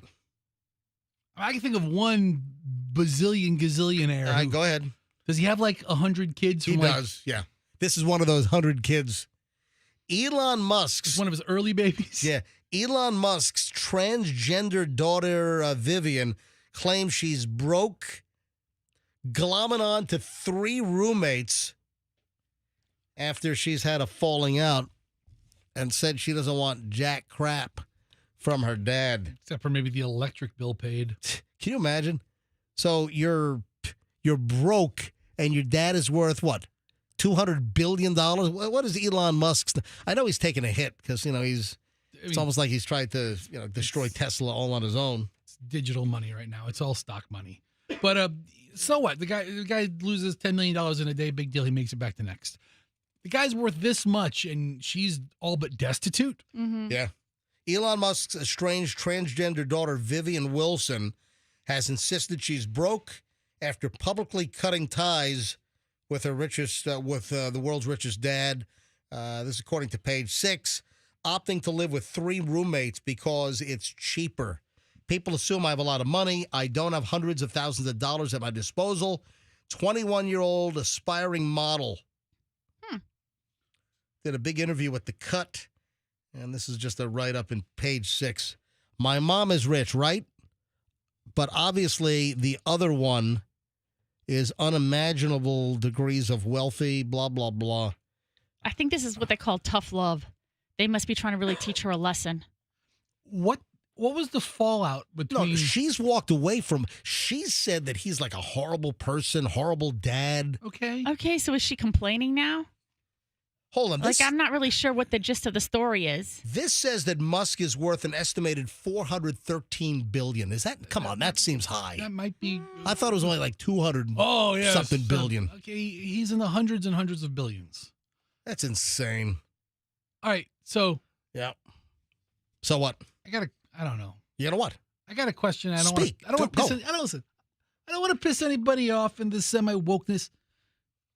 Estranged transgender daughter. Yeah. What does that mean? It means that she has no relationship with him. Right. Okay, estranged. Estranged is the only word in that sentence that I know what it means. Transgender. So she was a he, right? Right. He went to a she. And she's now identifying as a daughter. Yes. So she's identifying as Vivian, but I think Vivian was born... Something... Vinny. Okay. I don't know. I'm only asking to understand. Right. Because and I don't. If you really want to piss her off, talk about the rainbow crosswalks being painted over. You know? She was born Xavier Alexander. Oh, okay. All right. Okay. All right. Yep. So I understand the flow chart on all of this now. Thank you for explaining it to me. And before you ask, I don't know if it's still there or if it was cut off. I don't know. I don't need or want to know. Actually, I do want to know. No, you don't. Yes, I do. I don't know if the Musk tusk has been removed. I don't know. I'm just asking. I see it written here. It's published. I just want to be sure I identify everybody appropriately. Well, I'm glad you're identifying everyone appropriately. She looks very attractive, and it looks like she has a fairly successful modeling situation. So I don't know why she was in Teen Vogue. Yeah. She was in... Yeah, you know what? She's doing modeling jobs. She's spreading out on the hoods of Rivians.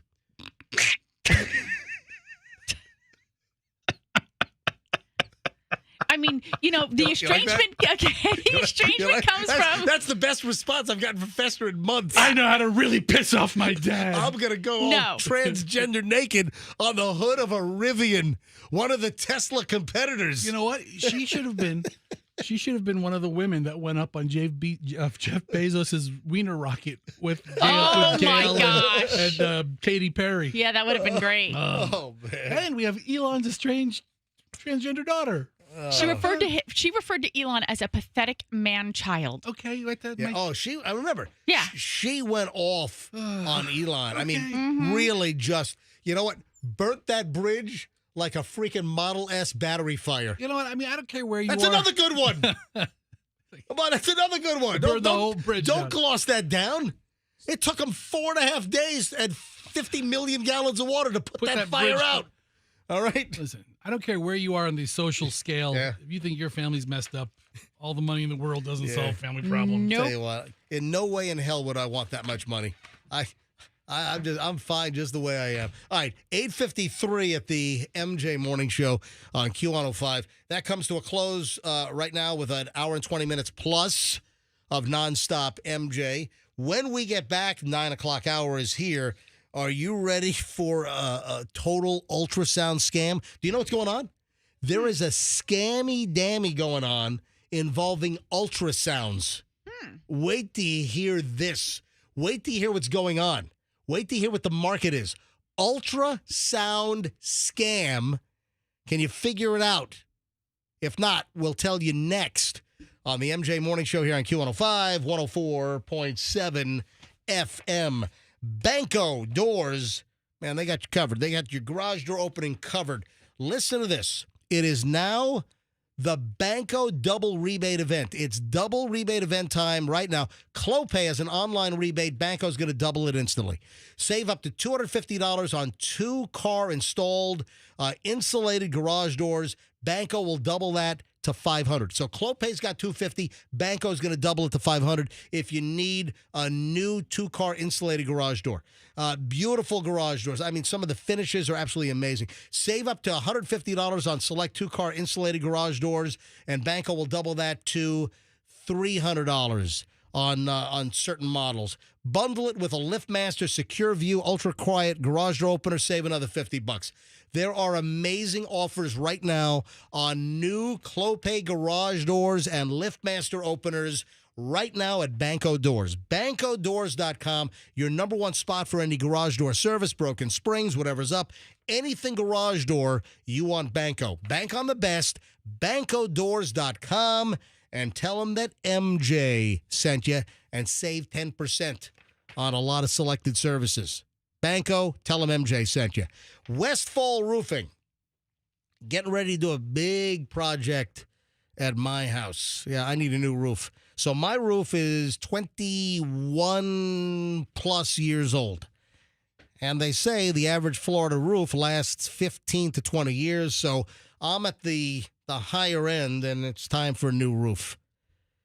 And Westfall is doing the job. So if you've got a roof leak, if you do need a new roof, whatever it is, whether it's a clay tile roof, whether it's a asphalt shingle roof, metal roof, whatever you want, whatever roof you need, you want to call Westfall.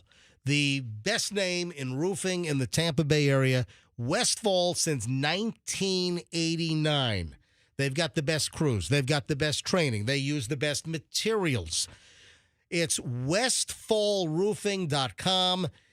Don't put off a roofing problem because it will get worse and it will cost you more. Call Westfall today. Have them come out and take a look at your roof. Westfallroofing.com, and tell them MJ sent you. Traffic's on 856 here. Shriner, MJ Morning Show back in a minute. The earlier accident on 9.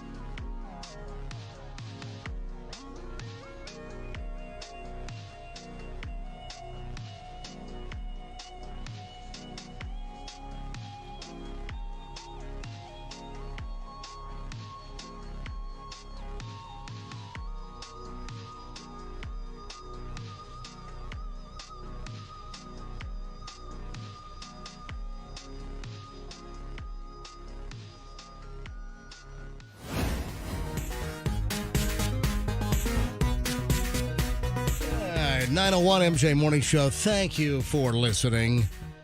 Hey, what happened with Alligator Alcaraz at the U.S. Open? Did he win or lose? He won. So he won. Yes. Yeah. Does anyone call him Alligator Alcaraz or no? They should. What? What's his name? Yeah, Carlos Alcaraz. Yeah, he's some Spanish dude that plays tennis. Some Spanish dude. That's actually what? I think he's like number 4. All right, he's a Spanish maybe dude. number Yeah. 2. He might be number 2. All right, what is wrong about what I just said? He's a dude from Spain. He plays tennis. All right? And he and my nickname for him is Alligator Alcatraz. It's mildly offensive. Alcatraz, whatever. Anyway, his name is Alcaraz. How can you not call the guy Alcatraz? Of course you got to call him Alcatraz if his name is Alcaraz. Right? Mm-hmm. All right, 9 o'clock hour, MJ Morning Show is here. When are we going to be done with this tennis stuff? Because it's really... Oh, you got all weekend coming, buddy. What? Yeah. Hold on, it's still this weekend? Oh, yeah. The Joker plays again on Friday against Alcaraz. Tonight, it's 2 Italians. Yeah, she calls Djokovic the Joker. He calls himself the Joker. He was so good last night. Oh, my God. I was sleeping during the whole thing. Yeah. I took like a 4-hour nap. I mean, you think like he might lose. You know, oh I fell asleep at like 8:45. 8:45, I know. I fell asleep at 8:45, and I woke up at like 1:30. Yeah, I woke you up when I went to bed. I was like, I'm going Then to bed. I did like another half an hour's worth of work, and then I went upstairs and I slept from 2 to 4:45. Yeah. I don't know what's going on with you. I might have some sleep issues. Yeah, you do. All right, where were we? Oh, so we're talking about the tennis, U.S. Open. When is this crap going to be off my TV? I think Sunday. Mm-hmm. Are you kidding me? Mm-hmm. Yeah. What could they possibly be doing? Today's Wednesday, Thursday, Friday. So we got some girls playing earlier today, and then we got the 2 Italians tonight. Then you got to play like doubles. I don't really watch the doubles. And then triples. And then quadruples. That's crazy. And when That's they do the sextuples, stop that it. is a crowded court, and they don't have clothes on when they do the sextuples. Yeah. Straight up melee. It's a big old, like an orgy. It's like a, and what's up with the ball people? Why did it, and like the ball people, it's like they're bent over like they're going to get it from behind. You see what's going, seriously. They remind me of those Egyptian like statues that you would see like posed out in front of a temple or the pyramid. They're like on all fours and they're looking forward very serious. The Like ball the Sphinx. boys or the Sphinx. Yeah, the sphincters, the way they the way they're bent over on the side of the courts, and it's like the most awkward position. They got knee pads. Okay. I mean, they got little there's another joke there. Yeah, they got little pads for their knees, You ready for... Dude, hold on. What? So somebody turned me on to this. Yeah. The Instagram page of the guy that mailed us the mailbox. Oh. And he has a video of him wow. doing the paint. Or the gloss He has a coat. video of him like doing the clear coat on the airbrushed mailbox? Yeah. Because there's the 3 of our faces, and here he is putting the clear coat on. Oh, it is. Look at that. Not him actually painting it, but him actually glossing us over. Look at this thing. I don't know if it has audio or not. Yeah, here we go. Audio. Okay, I don't know. There's your audio. There it is. Okay. There's audio. So you know exactly what it sounds like. Yeah, okay.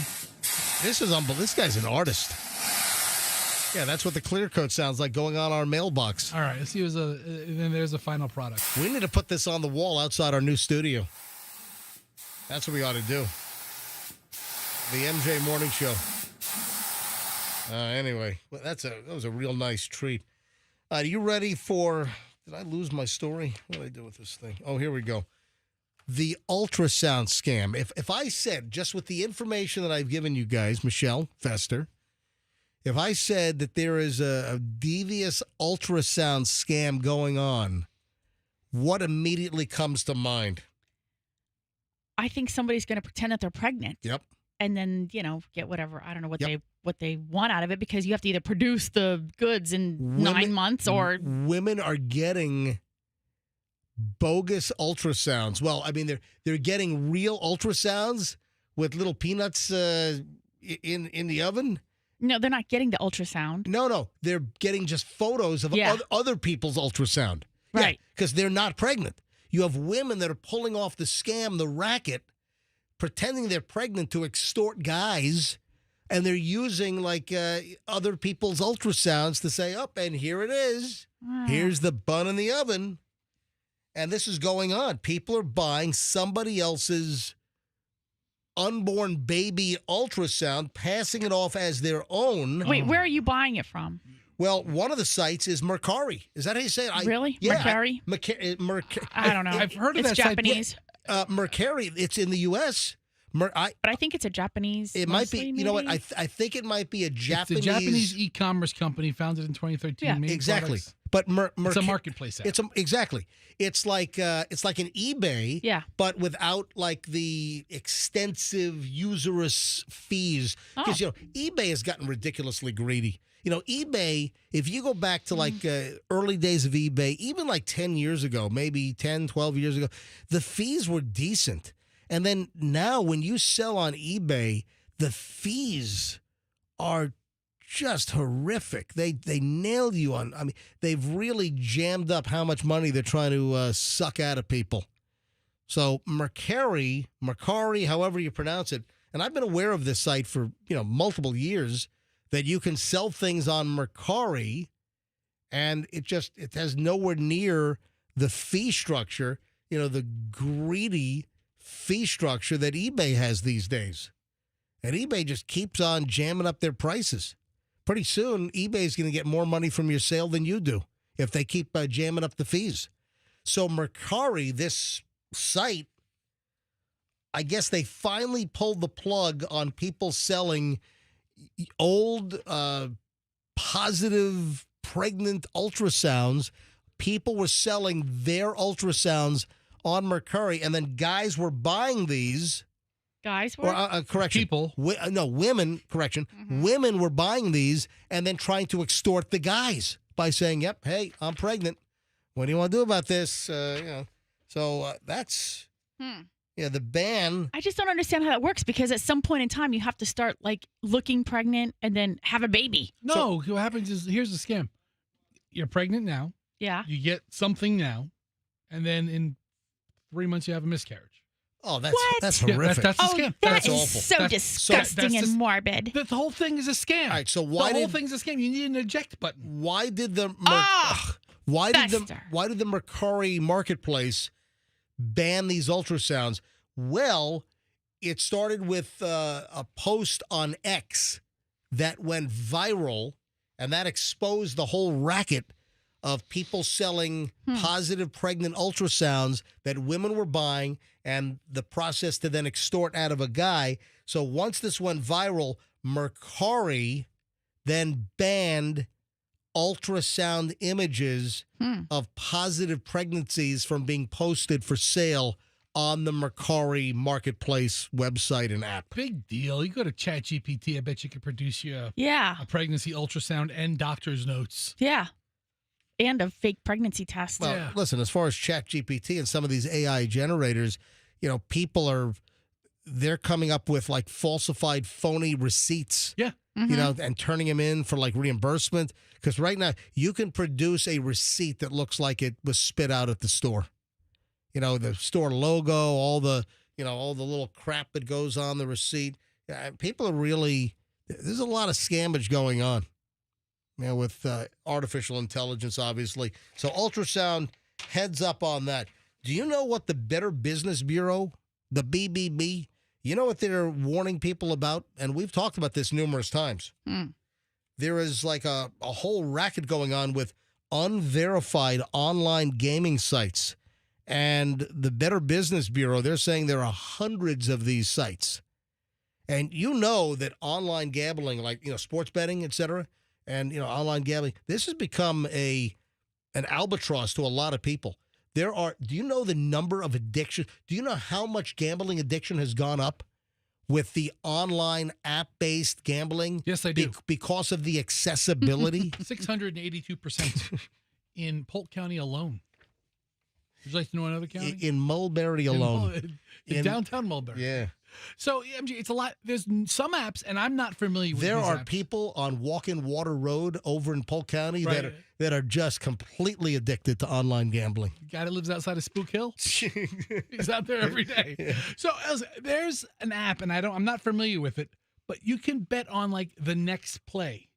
So it hooks you, like what's going to happen this next series of downs. And you can bet on are they going to pass or are they going to throw in real time to where you're betting and winning and losing and betting and winning in your head. And So listen, you've got enough people that are getting just really rankled up good and they're getting sucked into legitimate online gambling and betting, whether it's sports, whether it's regular gaming, Right. casino gaming. So now to add a further complication, now on top of all the addictions, now you have people that are getting suckered in by bogus, unlicensed online gambling sites. So it's like it's a double whammy. so speaking of gambling, Yeah.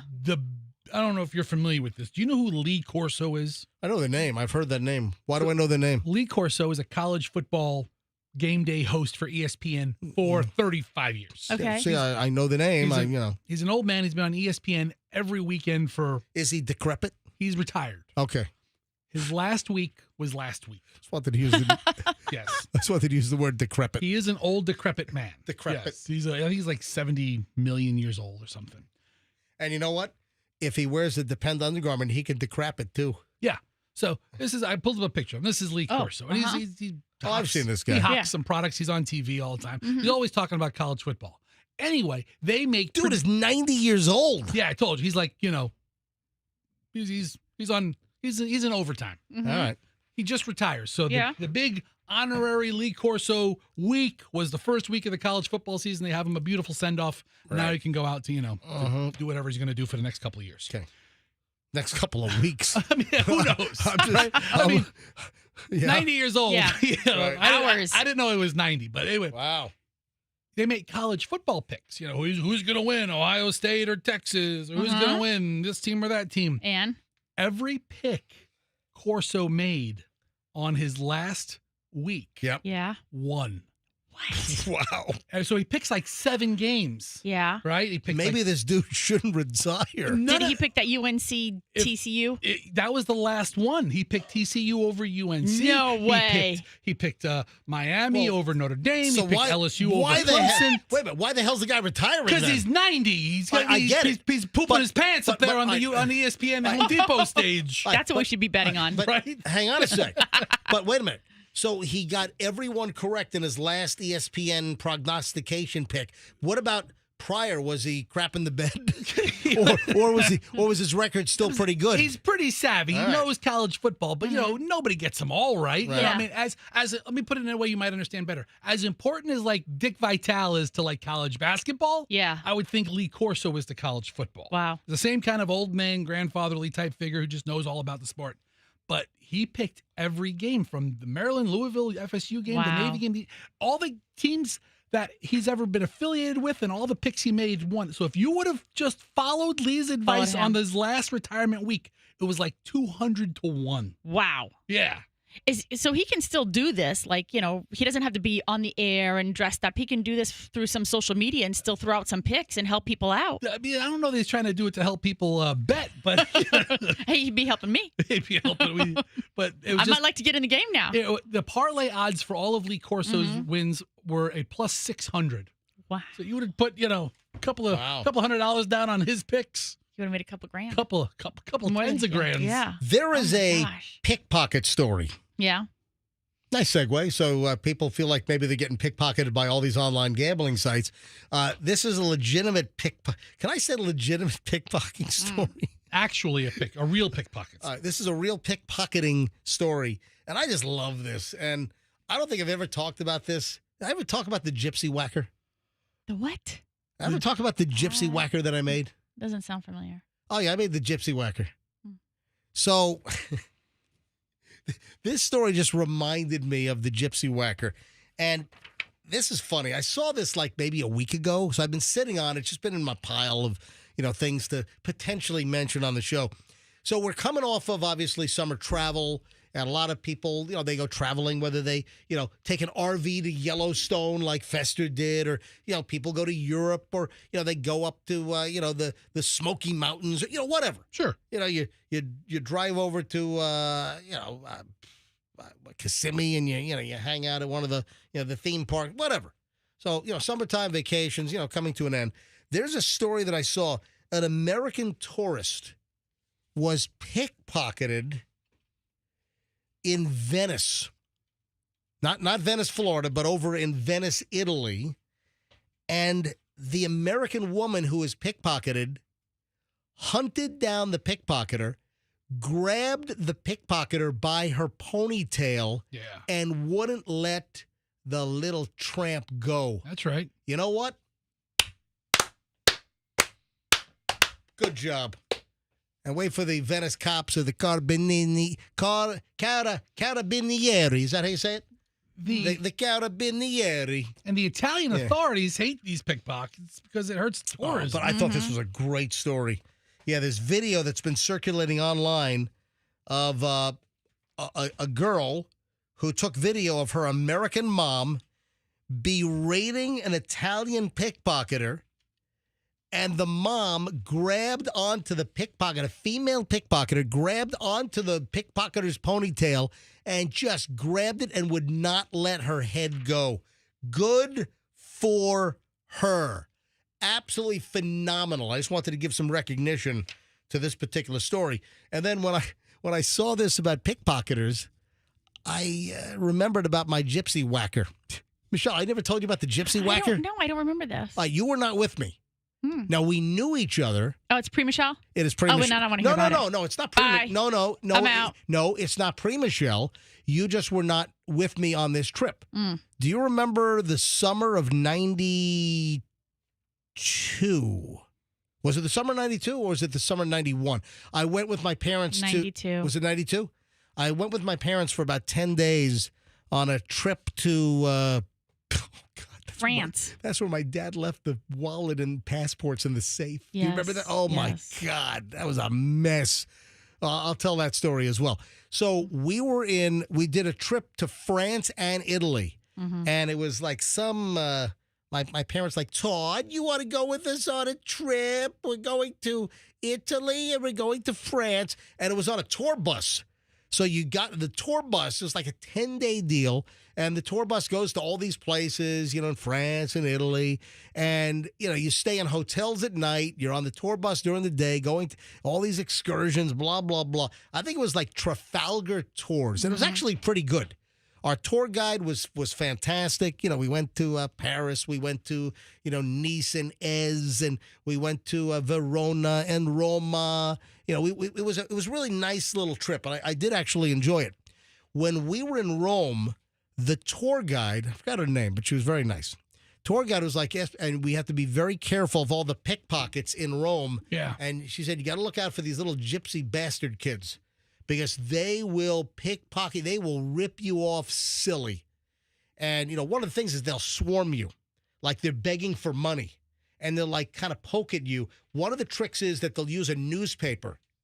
And they'll have a folded up newspaper or a piece of cardboard, and they'll run it like right into your waist. I'm holding it up high for MJTV, but they'll run it into your waist, and you're distracted, and they're picking your pockets below. So seriously, it kind of works because it's a distraction. You're feeling the pressure of the paper or the cardboard going into your torso, your belly button, your stomach area. Meanwhile, they're pickpocketing you below. So that's one of the tactics. And, they say, hey, don't let these pickpockets get anywhere near you. Kind of, shoo them away. Don't let them get within a foot of you so they can't pick your pockets or, rip you off. Or carry nothing in your pockets at any time. I remember my father went to Italy. He had like a white wallet that went under his T-shirt. Yeah. He kept his money on his person, but not in his pockets. All kinds of stuff like that. All right, so here's the deal. I was, 92? How old was I, Michelle? In 92, I was, 20? How old was I? 26. 26 or so? I don't know. Yeah. So I went with my parents. It was a nice little trip. I invented the gypsy swatter, the gypsy whacker. So once we were warned about the pickpockets in Rome, I found a wire coat hanger. You just beat them all back?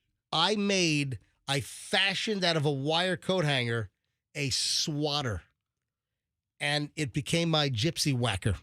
So I swatted a couple of gypsy kids. So we were in Rome. We were also in Florence. Oh, Florence was bad, too. I swatted some little gypsy bastard kids right on the Ponte Vecchio. Right on. I did. So everyone on the bus was amused with my gypsy whacker. So I'm swatting these little gypsy pickpocket kids away. Anyway, I just thought it was fun. Oh, and then my dad. We were in, where were we? Anyway, I can see the hotel in my head. Trying to remember exactly where we were. We stayed in a hotel. We leave the hotel early in the morning to get to our next event, our next place. We're on the bus for like 40 minutes. And my dad says, "Oh, my God! I forgot my stuff in the safe." My dad left his wallet, money, passports in the safe in the hotel room. Oh, no. They had to stop the bus. Stop the bus. And they had to call a taxi to take my dad. We had to sit on the side of the road while my dad had to get a taxi.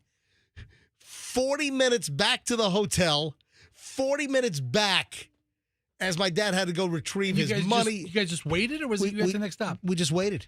We waited on the side of the freaking road. The whole bus? Oh, the whole bus. Oh, they Can you were. imagine? I'd have They killed were. your dad. Yeah, I know, me too. I'd have pushed him off an Italian cliff. Yep. Oh, there you Guess go. what? I was swatting my dad with the gypsy whacker.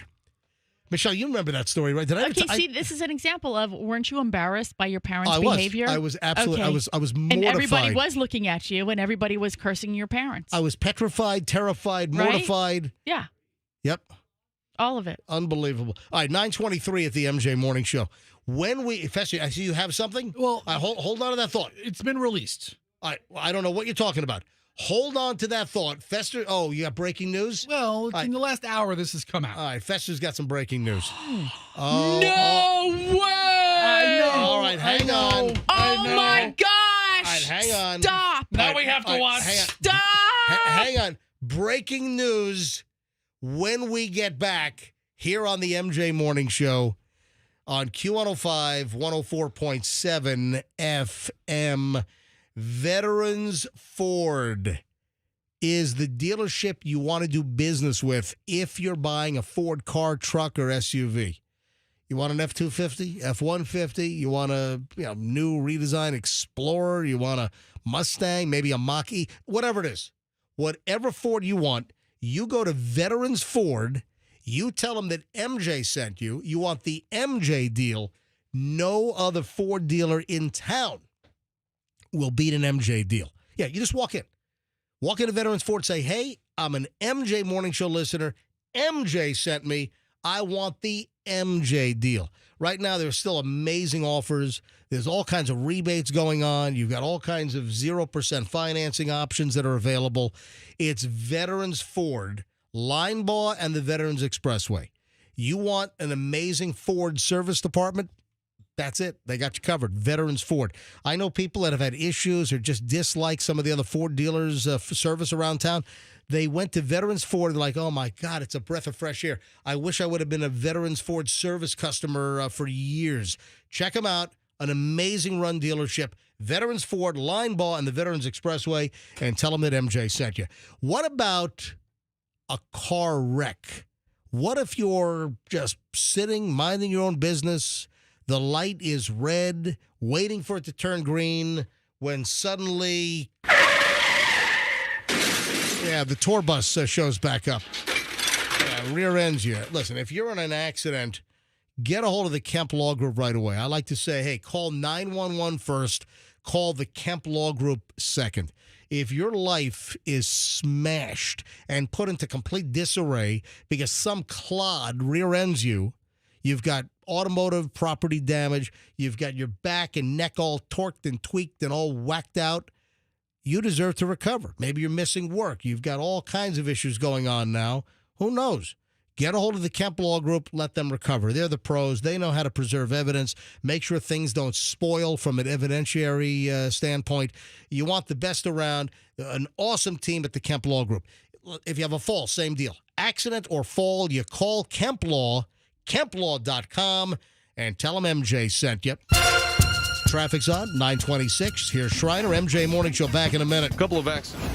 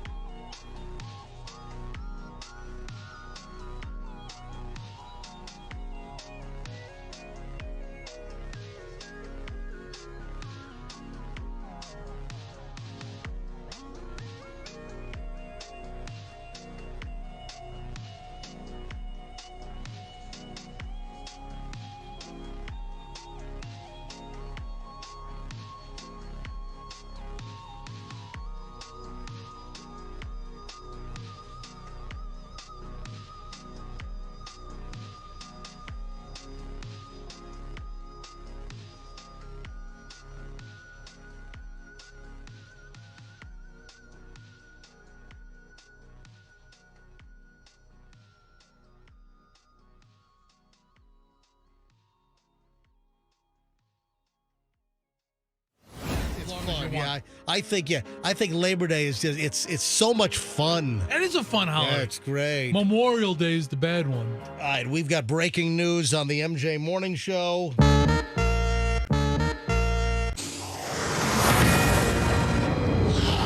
And MJ News Alert, when did this come down? When did this break? MJ, the news broke about an hour ago. All right, so I'm glad we're on top of it. Yeah, well, it's pretty on top of it.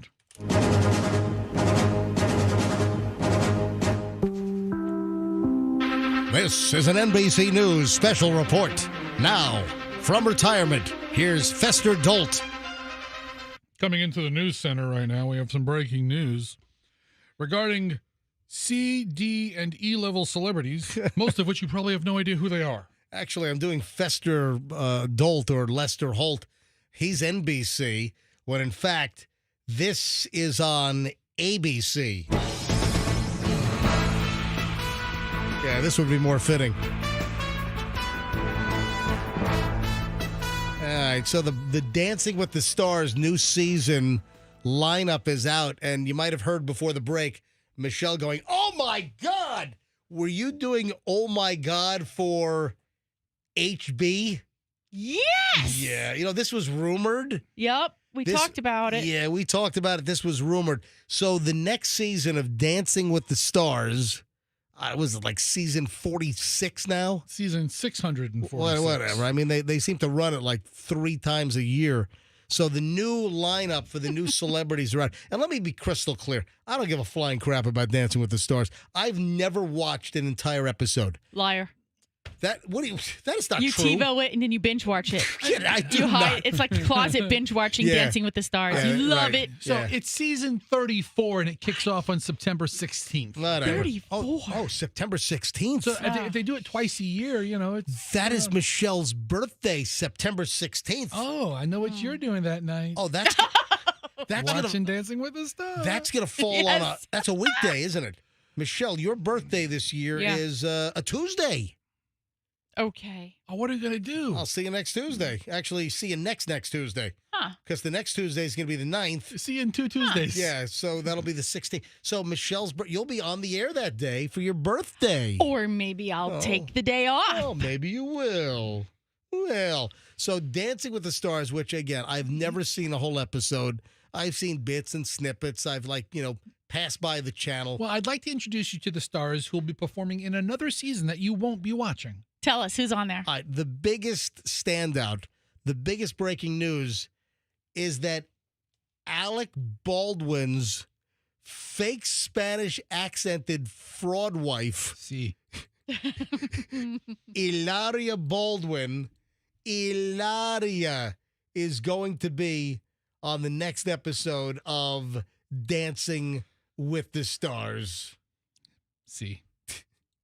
Jace. Yeah, I wonder, is she going to have her phony Spanish accent on Dancing with the Stars? Only when they do the samba. And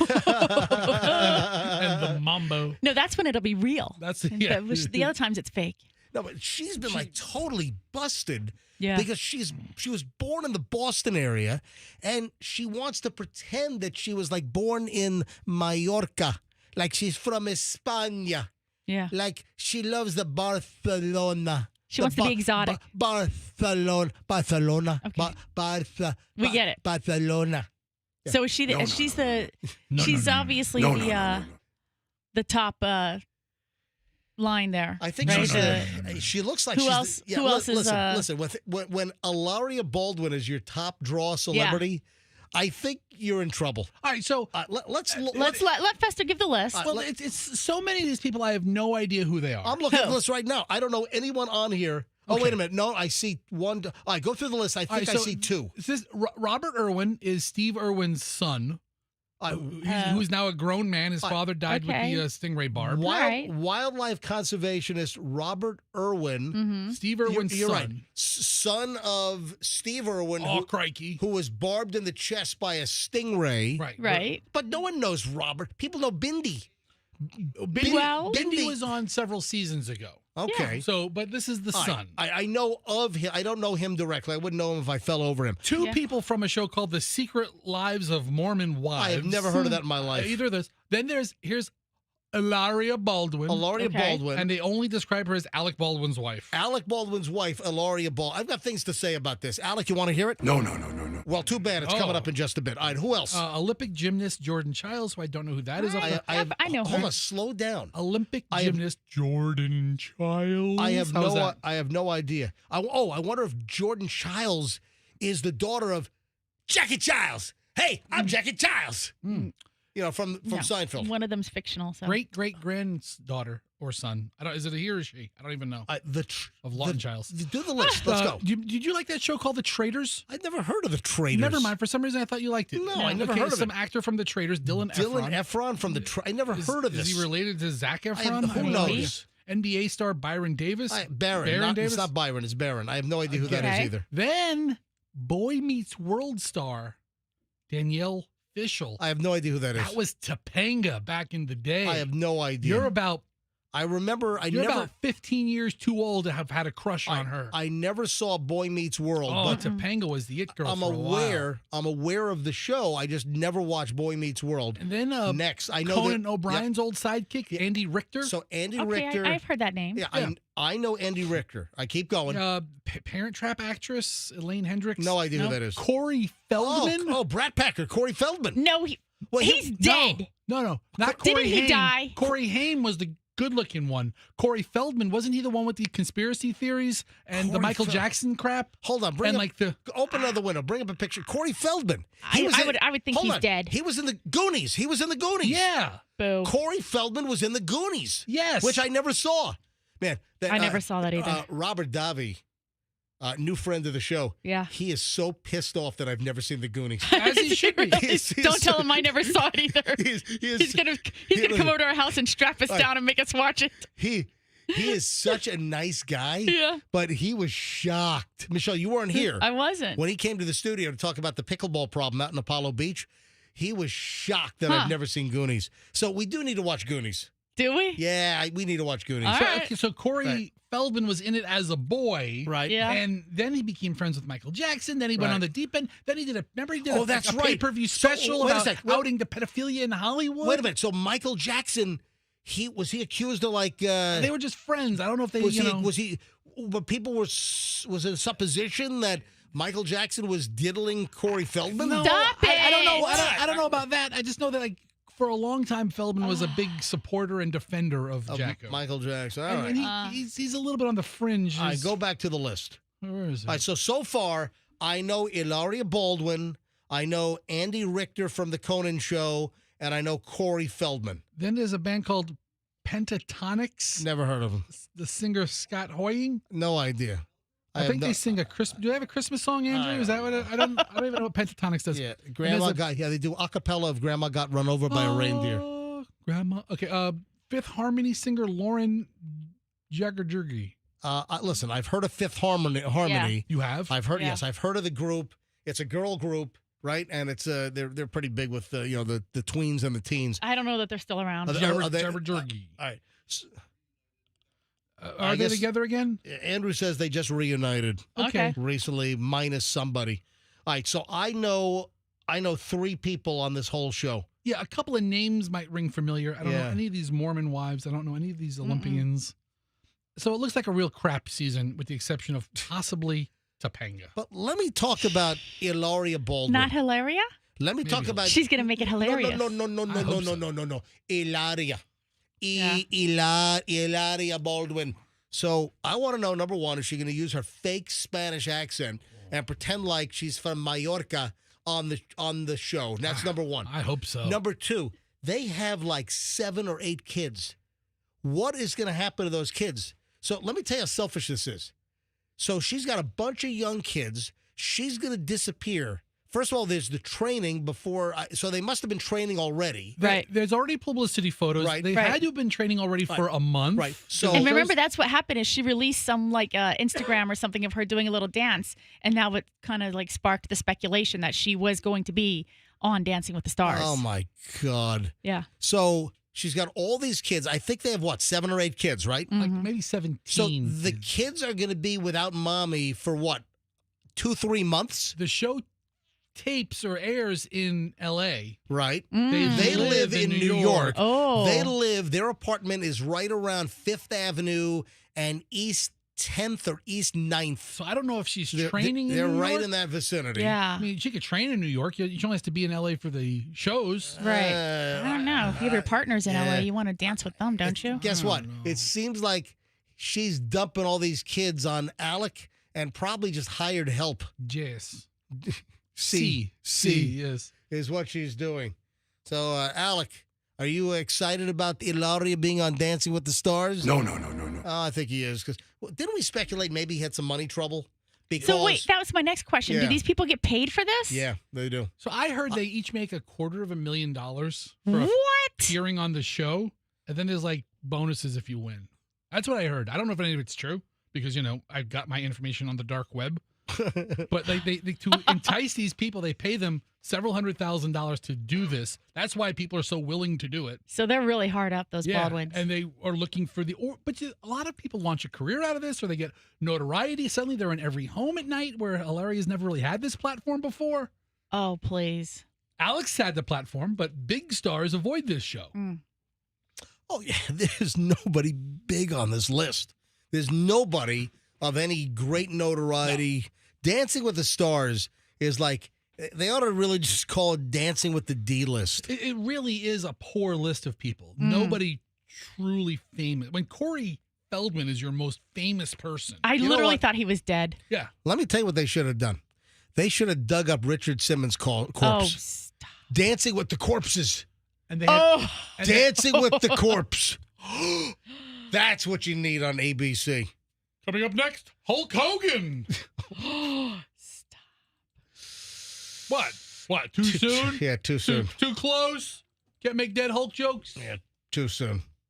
Yep, too soon. Oh. This is ABC. Now, Dancing with the Corpses on ABC. This is ABC. Too soon if I would have said Malcolm Jamal Warner, because he died tragically. That's terrible. 9:43 at the MJ Morning Show. So if you care, that's the Dancing with the Stars update. Oh, breaking news. Let's break the ice. So they started putting the ice down in, listen, I'm not calling it the Benchmark International Fiesta Arena. What are you going to call it? I'm the going BM? No, I'm going back. The what? The BM. The BM Ice Palace or the BM Ice Rink? I'm just going back to Ice Palace. Listen, I called Benchmark International, the new sponsor, namesake of that building that they have events in downtown Tampa.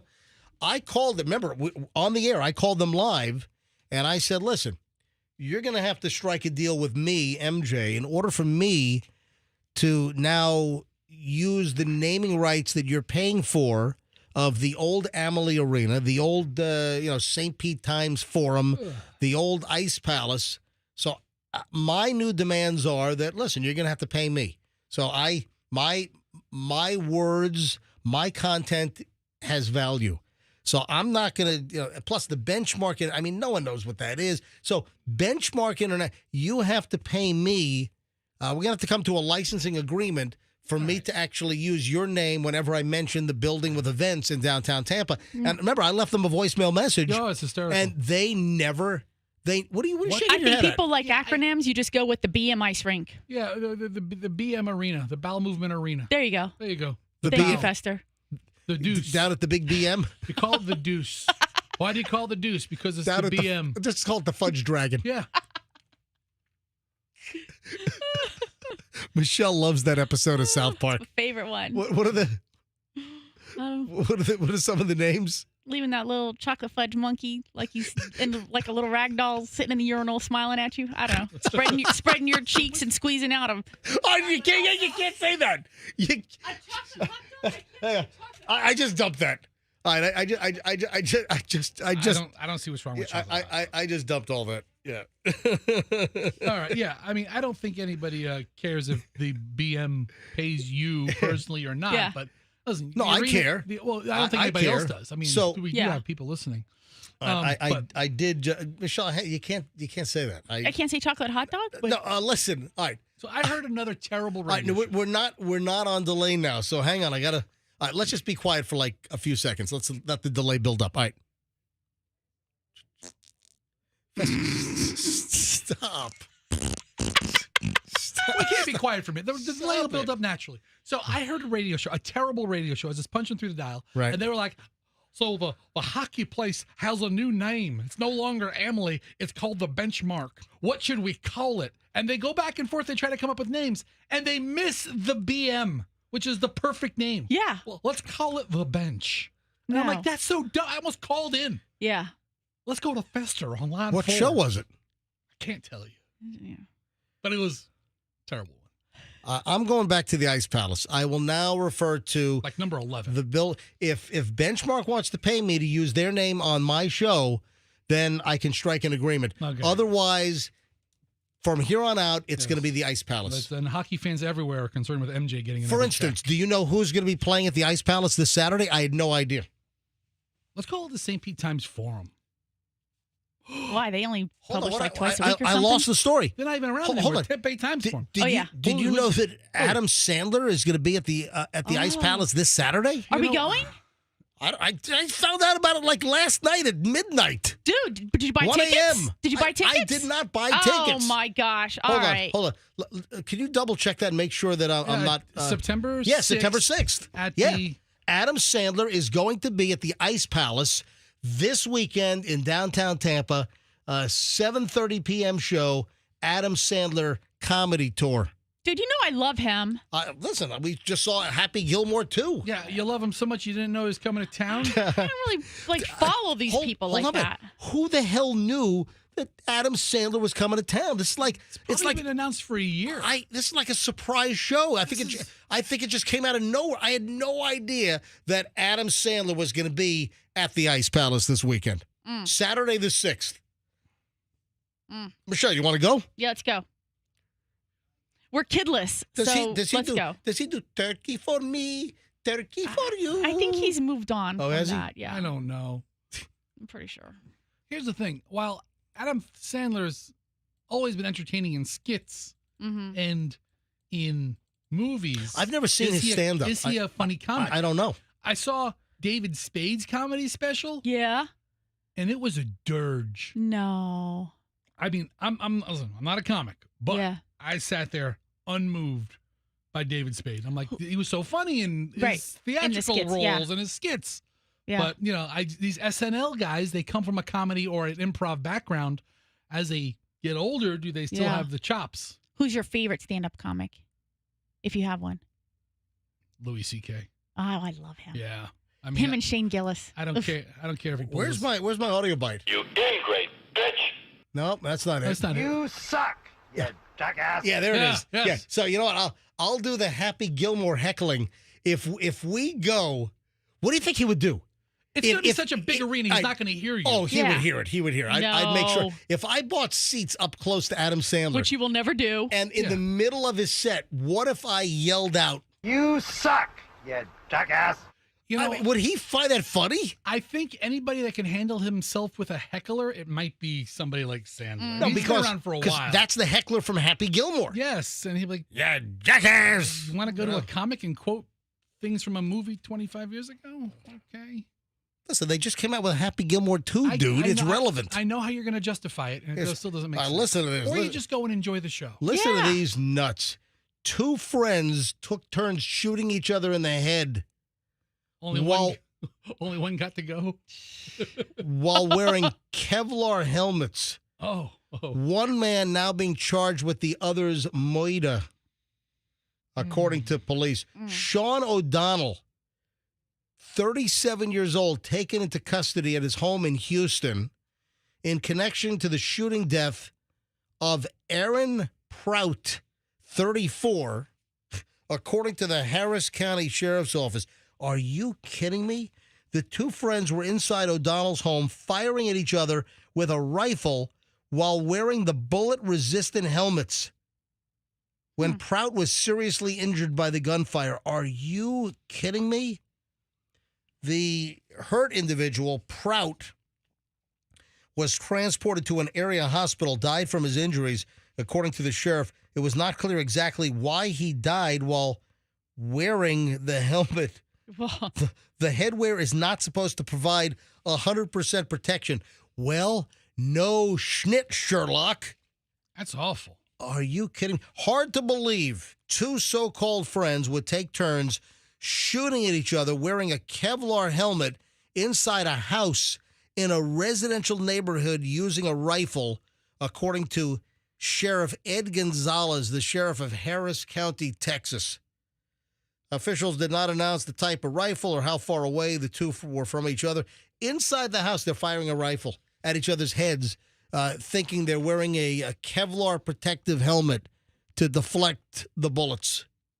So they just thought they could just continue this for in perpetuity, like just keep shooting at each other in the heads with their helmets on. This is the dumbest thing I've ever seen. I don't understand.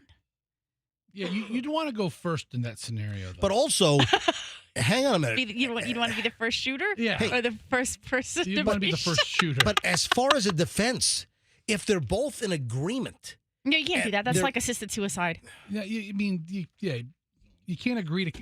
If because shooting people is illegal, you can't enter into a contract where you commit a crime verbally or otherwise. Fester is correct on that one. I know because I've entered into a few of those, and it has not worked out. You remembered that language? Yes.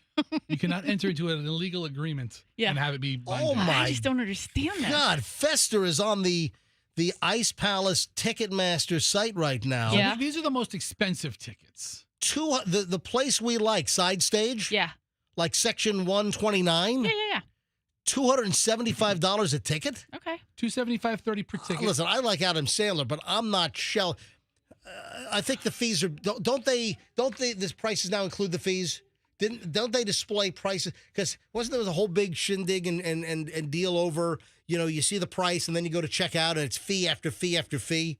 All right, so hold on. Fester is on the Ticketmaster website. Michelle, I like Adam Sandler, but I'm not shelling out, $550. Suit yourself. So there All are right. significantly I shall. There are significantly worse seats. What's the point? For like $100. Mm. Like if you wanted to sit next to the red light on Section the top of the arena. 308 in the back. Yeah. Those are how much? $99.60. Yeah. Section 318, row L, $99.60 a seat. Here's the area where the plane just misses you as it lands. All right. And go back to the so we're looking at Adam Sandler seats for this Saturday at the Ice Palace. Pick an area. I mean, on the floor they got less than $200 for on the floor. Yeah, listen, I like 118 on the side or 129 on the side. So if I pick 118, like right here, how much are these? $285. Yeah. Row 118.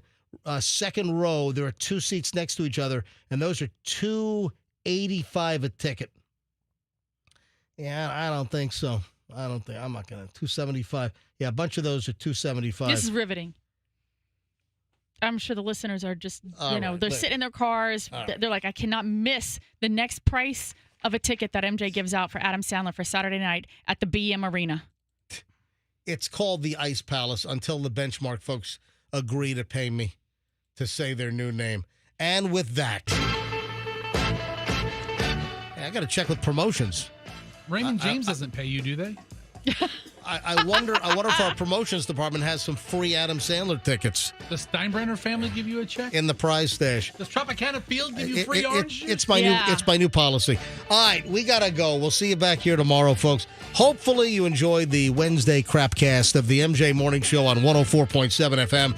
Have a phenomenal day. My email is mj@mjmorningshow.com. Follow me on Instagram right now. Certified MJ Radio. We'll see you tomorrow, folks, for the Thursday show. And let's be careful out there.